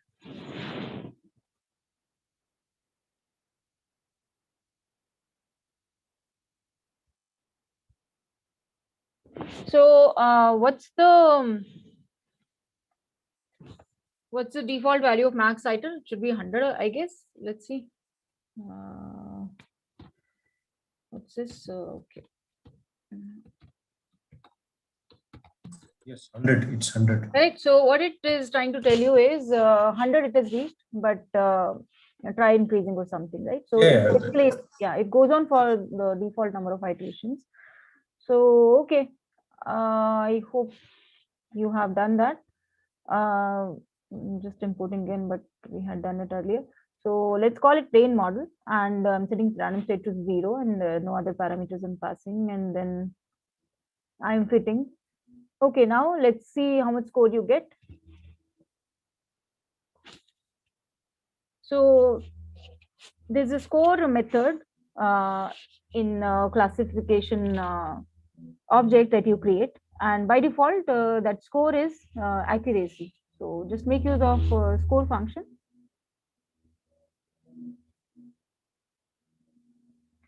So what I'm doing is plain model dot score x test comma y test.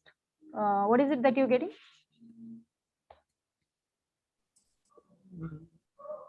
I'm getting 0.8722. 0.87, is it? Yes, 0.87. Okay, that's too good. What difference happened? You're using this random state, is it? Yes, I am also thinking. Yeah, let me run again. Maybe I would have made some change some point of time. Let me see.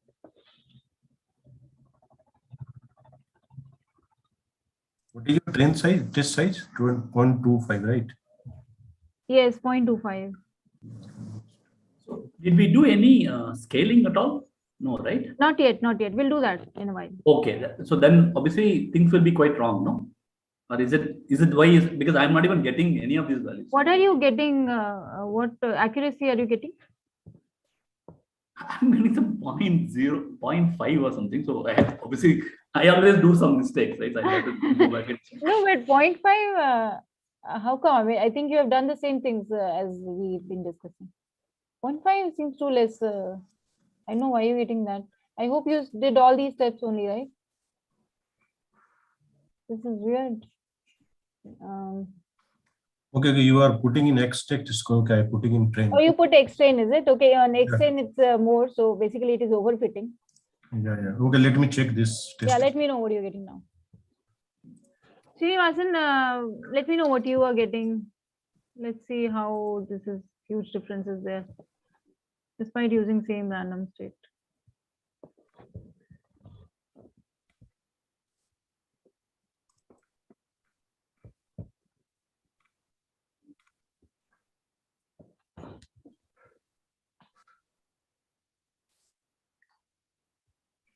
Yeah, it's same now. Perfectly same. Okay, good. Srinivasan?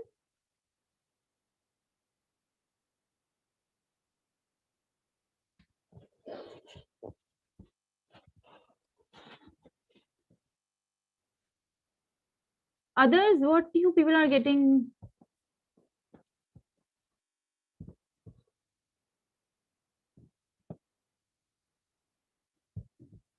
All right, so maybe we'll move on. Okay, now what we can do to improve this accuracy, right? So there are many things actually we can do, many kinds of pre-processing that we can use. One of them is, of course, scaling. That's the most important one, which is expected by many models, right? Many estimators. Anyway, here, this logistic regression, one of the solvers in logistic regression is stochastic average gradient descent. So that's one optimization method that expects the features to be scaled. And that's one of the reasons that we should be using scaling here, which we have not done so far. Before scaling, it's a good idea to see the scales, the existing scales of features. So we can do that. Okay, what are the other things that we can do? So one thing that we can do is, we are using all the features. Sometimes, having the most important features works better. Sometimes it does, sometimes it doesn't. We can check it out. One of the things that we can do is we can check correlation of each feature with the target and see, keep only those features that have high correlation. That is one thing that we can do. Another thing is we haven't tuned any parameters. We are using the vanilla model, so we can do the hyperparameter tuning. These are some of the things that we can go on and see whether we can get an improvement. So let's go step by step. Let's scale the features and observe how much improvement we get. As I said, it's a good idea to see the existing scale. Okay. So there are multiple ways that you can see the scales. You can manually do, as in you can plot, let's say, a line chart, or let's say a point chart, where you manually, make use of matplotlib plots to plot the data points for each feature. That's one thing that you can do. Another thing is box plot. That's very quick and very short on lines of code. So that's another thing that you can do. So let's do that and let's check the scales of features. So here I'm actually doing that way, manually, sort of manually. What I'm doing is I'm iterating over each column, as you can see, minus 0 to -1. So calls, has all the features, including the target. That's why I'm doing 0 to -1. Please note that. I'm iterating over it, and then I'm plotting. How I'm plotting? So basically, for each feature, I'm keeping one value on the x-axis. So you have to give the points on the x-axis. For that, I'm creating a list which is of the same length as xtrain call, as xtrain call, yeah. And so basically, you see what is happening. It is putting a point for each value, okay, and I'm giving same x value here and all the points pertaining to. I could actually give the column names here for easy, visibility, but that's okay. I just wanted to check. So, I'm not giving the labels or x-axis, but you can do that. And then I'm doing I plus is equal to 1. Basically, I'm doing some, I'm writing code. But what I want to say is this is not necessary. You can quickly make use of this command, which is box plot, because you sometimes might be lacking time. So xtrain, it's a data frame, right? So xtrain dot box plot is what we can use. And this rotation is for labels on the x-axis. So you see that you are quickly getting what we intended, right? You see that the scales are very much different for the features. So of course you're getting the same thing here also, but that was hard coded, as in that was what dumb question. How are we getting the label names, feature names? Because we are working in the NP, right? NumPy.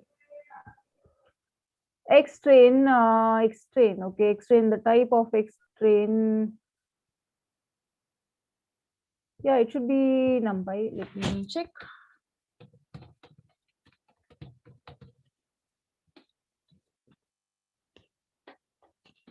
It's pandas.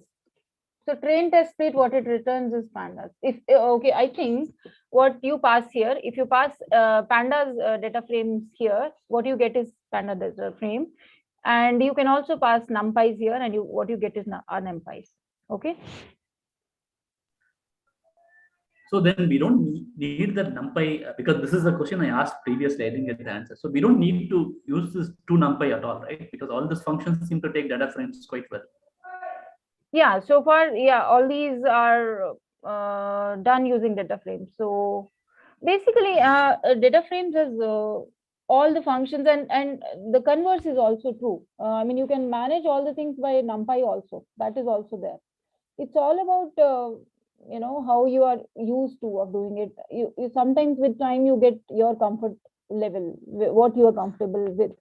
But as far as doing all the necessary things is concerned, you can manage with data frame. But again, I would say it depends on the kind of reprocessing that you have to do and the kind of data exploration that you have to do. Here, there were some specific things that were required. In another data set, there could be some other things that would be required. And probably for those things, maybe you get a function in NumPy and that is not there in data frame, then you might need to convert from one format to the other. That might also be there. That's And a part of, yeah. Another dumb question: why is logistic regression linear model?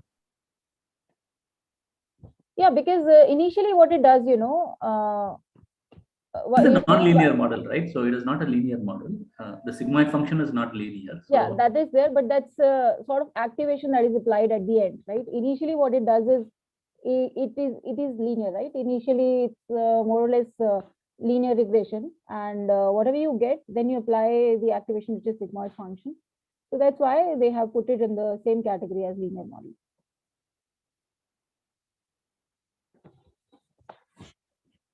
Yes, did you hear me? Srinivasan, are you there? Did you hear me? So I got it. Yeah, thank you. Yeah, okay. So primarily it's a linear model if you don't consider the activation, but of course they could have put it in any other category as well. But it's mainly linear because we're not doing any sort of transformation, let's say polynomial or anything, or any sort of transformation we are not doing. We are going ahead with the linear thing in the beginning, and then only the activation makes it non-linear. Oh yeah, so here also you use x equal to data equal to I log, so which way that way x is still data frame. Yeah, correct. I log, yes, correct. Yeah, so x is also data frame, yes. Yeah. So where we logistic regression. Okay, we got this score. And you're looking at the box plot. That's when I asked that question. Yeah. Sorry. So we reached back here. Box plot. You see, there is a visible difference in the ranges or scales of different features. So it's the same idea to apply feature scaling. We can use standard scaler for that. And let's use pipeline, given that now we have two things to do. So let's create a pipeline. The first step will be scaling using standard scaler, and second will be plain linear regression as usual that we just did. And after scaling, let's see how much accuracy do we get.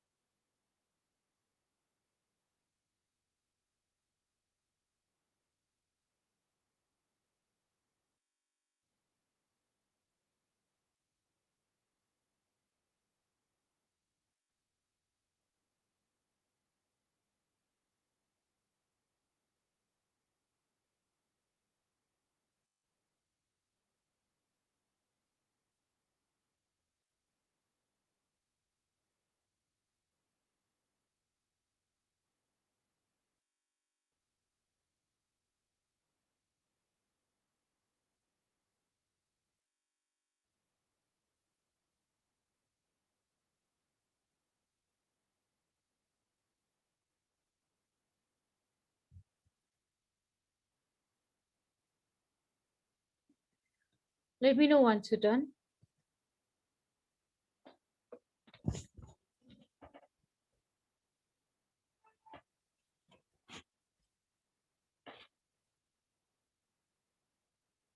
Standard scale also returns. I'm sorry. No, okay. You're saying use pipeline, right? Okay. Yeah, use pipeline. Yeah, just do this.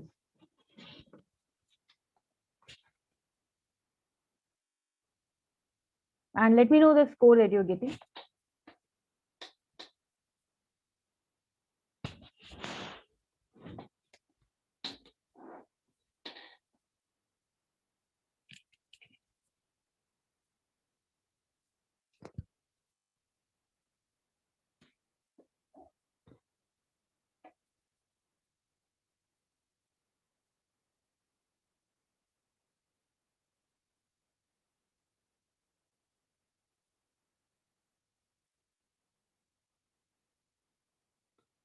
Are you done? It's coming 0.8157. Yeah, correct. Yeah, it's same. Yeah. Others?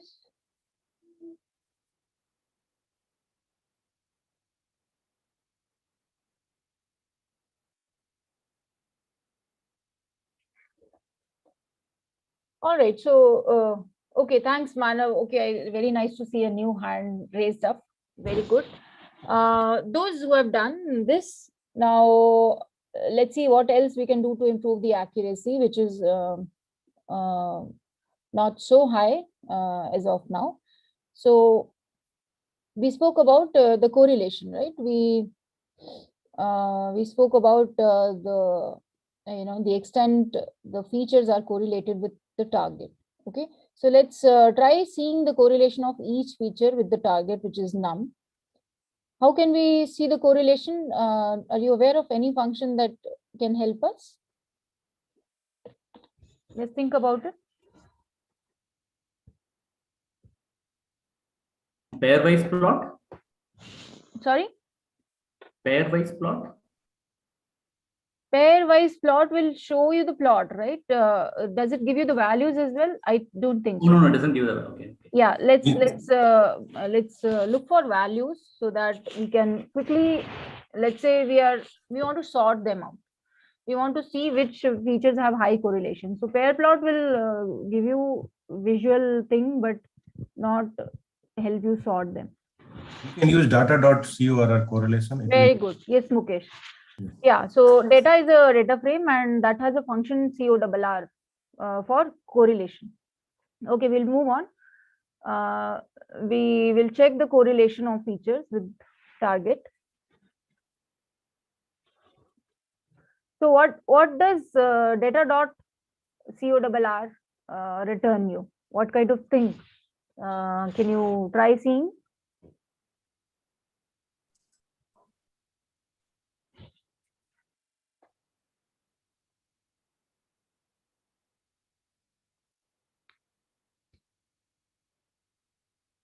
So let's say I do this. What do I get? So this is what I get, right? Do you get this? Yes, we are getting Right. this. So this tells you correlation of each feature with each other feature. Right. Basically, all the columns will be participating. But here, what we are interested in is the correlation of each feature with the target, which is num, right? So directly, what you can do is, so let's say CM is the correlation matrix, and what we are interested in is one column by the name num. So this is how we can get the correlation of each feature with the target. Okay.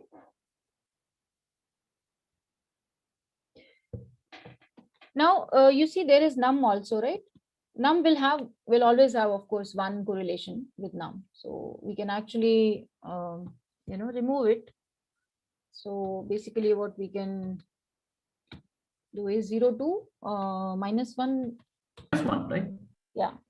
So -1, which is last one, will not be included. So now this is the list of all the correlation values. Okay. Now let's say we want to sort them. Okay. Let's say we want to sort them. So there's a function sort values that you can make use of. Okay. So you see the features have been sorted in the ascending order of their correlation. So this feature has the highest correlation, you see, and so on. So the last few features have got high correlation. Okay. So now we get some information that these are the things that help us, that may help us predict the target in a better way. So let's try doing something. Let's try removing 1, 2, 3, 4, 5. Let's try removing first 5 features and then see whether we get any improvement or not. So, ma'am, if Srinivasan here, can I just give a unrelated comment? Just see that. Just is interesting to note that cholesterol has very little correlation compared to popular belief. Yeah, I know. I also had seen it when I mean, this is counterintuitive. I mean, counterintuitive is just the current thing is that way, but it is. Anyway, we'll come to the MLP. Not. Yeah. This is, I don't know why. Maybe the data is old and small. You know. No. The data is correct. I'm just saying it is correct. It is contrary to popular belief that cholesterol causes heart disease. So but cholesterol does lead to heart disease, right? I mean, as much as we know, as per common what is commonly said, it should. I don't know. Okay, we are not from medical science, so we don't know what exactly causes it more. But yeah, it seems to be very less. Yeah. All right, so let's try dropping. I mean, this is just we're trying to see whether whether removing some of the less correlated features improves the accuracy or not. So let's try doing that. How do we drop a few columns from a data frame? Do you remember anything? How do we drop? I think you have used it extensively. I mean, drop itself will work, but correct. Create a new data frame without that. Yes, correct. So again, that returns a view. So please fetch it in some other variable. So simply what we can do is, okay, this is this you have done, and then let's create a new X-train, okay? Because we are dropping some features. We might need the dropped features later. So let's not meddle with the X-train itself. Let's create another variable with 8 features. And the same thing we have to do for X-test as well, right? So we are dropping 5 features. We are passing them as a list, okay? And axis is equal to 1, please note, because this is columns that we want to drop. So axis you have to mention. And after we are done with this, we will pass this to our pipe object and we'll see if we get any improvement in the accuracy.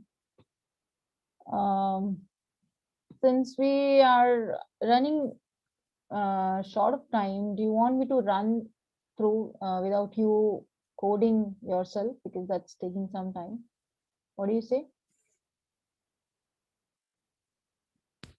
Yes, ma'am. That will be by, I think, this maybe the next part we can catch up on the video. Yeah. Oh, all right. So we have dropped these features, but I hope those who actually coded, I mean, they would have gained more knowledge than just seeing the things. I would request you to please practice a lot before the exam. Okay, so scale pipe is something that we had created already, which was scaling, and then using vanilla logistic regression. We are using it to fit, and what we are passing is not X-train, but X-train 8 features, okay? And then we are seeing the score, and this is what we are getting, 0.82. What were we getting? I think 0.81 last time. 0.81, yeah. Not very big. So we got some improvement. You see, we dropped some features, and we got this improvement. So that may happen sometimes. All right. Now, one of the important things that we have not done yet is parameters tuning. We have been using plain model. So we can use grid search CV or randomized search CV for that purpose. So I'm importing grid search CV from model selection. And you should know for a given estimator, what are the parameters to tune. For logistic regression, you should know that there is penalty that can be tuned. By default, there is an L2 penalty, and there are 3 more options. Then C is the inverse of regularization, and then solvers, there are different solvers. By default, there is LBFGS, and for short data set, you prefer liblinear. So this is a short data set, could be helpful or might not be. We need to see. So these are some parameters which might need tuning, but note one thing: if you are using all these solvers to tune, you cannot pass all the penalties, right? I think we discussed this, because L2 is the only penalty which is supported by all these solvers. Just in case you want to try out other penalties, you need to see which solvers support that penalty, and accordingly only have them in the list. For C, we are passing some values, and we are, as you know, the parameter to param grid attribute in grid search CV is a dictionary, which is a dictionary of the parameters which are to be tuned. Okay, so solver I'm passing in this dictionary, and penalty and CR I'm passing. So I'm getting this grid, which I'm passing in param grid here. Okay. This is option number of jobs you can skip. Actually, this is for the yes. There was a question. No. This seems to be a better way of passing parameters, more easier, intuitive way, right? Yeah, I like it this way. This is yeah, I find it very easy. But there is no clash of names here. We can say solver equal to solver. No, not a problem. Not a problem. You can have them same. Not an issue. You know why? Because these are only, the scope of these variables is only inside this, this bracket. So that's not an issue. I mean, you can do this in Python if you're not seen. Same variable name mapping. CV I'm passing to be 5, verbose I'm passing true, so that it prints some details. Okay, then I am fitting using one small comment, ma'am. Sorry. Yeah, no problem. In the next time, maybe this thing, if we can just break this grid search CV into each line having a parameter, so that will be easier without scrolling. So when people watch the video, so you'll be able to get that. You're saying this line, is it? Yeah, break it into multiple. Each scrolling is not so comfortable, is it? That's what you're saying. When these are hidden, okay, I get your point. Actually, I've increased the font. That's why also this is happening. But yeah, I get your point. We can break it down across different lines. Yeah, I'll do that next time. Okay, so I explained with 8 features I'm passing and by train as usual. And I'm checking the score, and the score that I'm getting now. So basically, best score, best parameters are these. So what you can do is you can call this attribute on the object grid results. So C is equal to 1, and the penalty, it's default only L2, and solver by default is LBFGS. So again, this is the default setup. These are all the default values. Yeah, that's what I'm. No, C, what is C by default? 1 or? C is also 1 by default. C is also 1. Okay. All right. So this is the best score that we are getting. So what we can do is we can check all the results in CV underscore results. So this gives you mean score for each pass, for each iteration that it runs through. And so basically, these are the different iterations that it has tried, and these are the different values that we have gotten for each of these iterations. The thing is, we take the average, right? That's the thing in cross validation. So best score could be different, and the average score could be different. So that's the difference here. But we are getting the best score to be highest. The average score to be highest in case of default settings in this particular case. Yeah, but it may not be always the case. Okay, so here I'm just printing. So I'm keeping means test score. So CV underscore results underscore, this attribute has different things that we can pass. Mean test scores, standard deviation of the test score, then parameters. So I'm fetching them in different lists and then I'm printing them. You know why? Because here it is a little difficult to see what is happening. So I'm sort of packing them one after the other. So these are mean test scores for these parameters. So basically, first thing is mean score, second thing is standard deviation, third thing is the parameter. So this is easier to observe for which values we are getting which values. Okay, I hope this you can do. If you have any doubt, you can post on Discord. Another thing that we are doing is randomized search CV. So these are the things that I'm passing to the possible values. First two things are same. Third is you can pass the same thing, but I'm using this function. I hope you can use this function for getting log spaced values. This is start, this is end, and this is number of values to try on. Okay. So again, I'm creating a dictionary as usual. Here, the parameter in case of randomized search CV, the name is param underscore distributions. And another thing that is important to pass here is number of iterations to try on these values, right? So what it does is it randomly, out of all these possible combinations, there could be many possible combinations, right?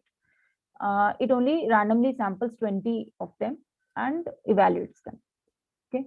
So randomized search, I'm fitting on the same data, and these are the values. This is the best score, and again the values that I'm getting is same. So when you run grid search, it will take a lot of time. It will take a few minutes, even on this small data.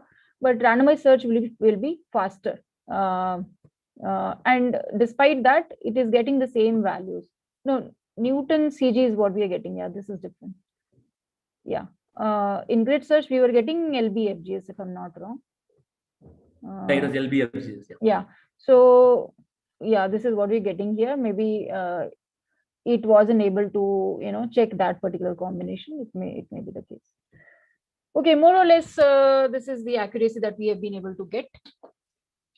So I hope these basic. So this collab actually consists of all the basic steps that we can run given a data set, the pre-processing, and then different things to try out to improve the accuracy.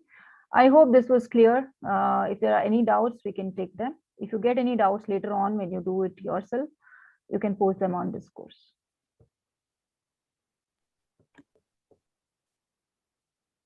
All right, I don't hear any questions, so I hope things were clear. Maybe the next level, but logistic regression, we can use it for multi-class. Yes, we can use that. So we just have to change the steps and then print the multiple labels, right? We have to do a binary. So logistic regression, the sklearn library, it automatically takes care of multi-class classification. So if it sees that the data is of multi-class type, it internally creates one versus rest. So if there are, let's say, 5 classes, it will create 5 such classifiers and will take the best of them. So that's internally there. You don't have to do anything explicitly. So then we didn't have change the data, that whatever we did changing. Yeah. If you wanted to go ahead with the 5 classes, you could have done that. But generally, this data that I have seen, people are mostly interested in seeing whether there is a disease or not. But yeah, that can be one of the objectives of people, to be seeing how much of disease is there, the level they might want to see. So that's something you can try out actually. Okay, and are we done with the? Yes, we are done with this collab. Yes. Okay, so if I take a minute, whatever it is worth. So there is a whole diet called. Again, I'm not a doctor. I'm just mentioning that there's something called low carb, high fat. LCH. Low carb diet, is it? Low carb, high fat. So that diet actually goes with the theory that cholesterol is actually not bad for you. Even fat is not bad for you. So they try to have But very then high fat. people who have high fat, they actually have higher risk of heart So disease. you have to take a leap of faith. That's the Yeah. diet I follow for 5 years. Actually, that's why I just mentioned. Okay. All right. Okay. That's interesting. Good to know. Okay. Thanks, Srinivasan, for the interesting discussion, and others who were actively participating, Mukesh and others.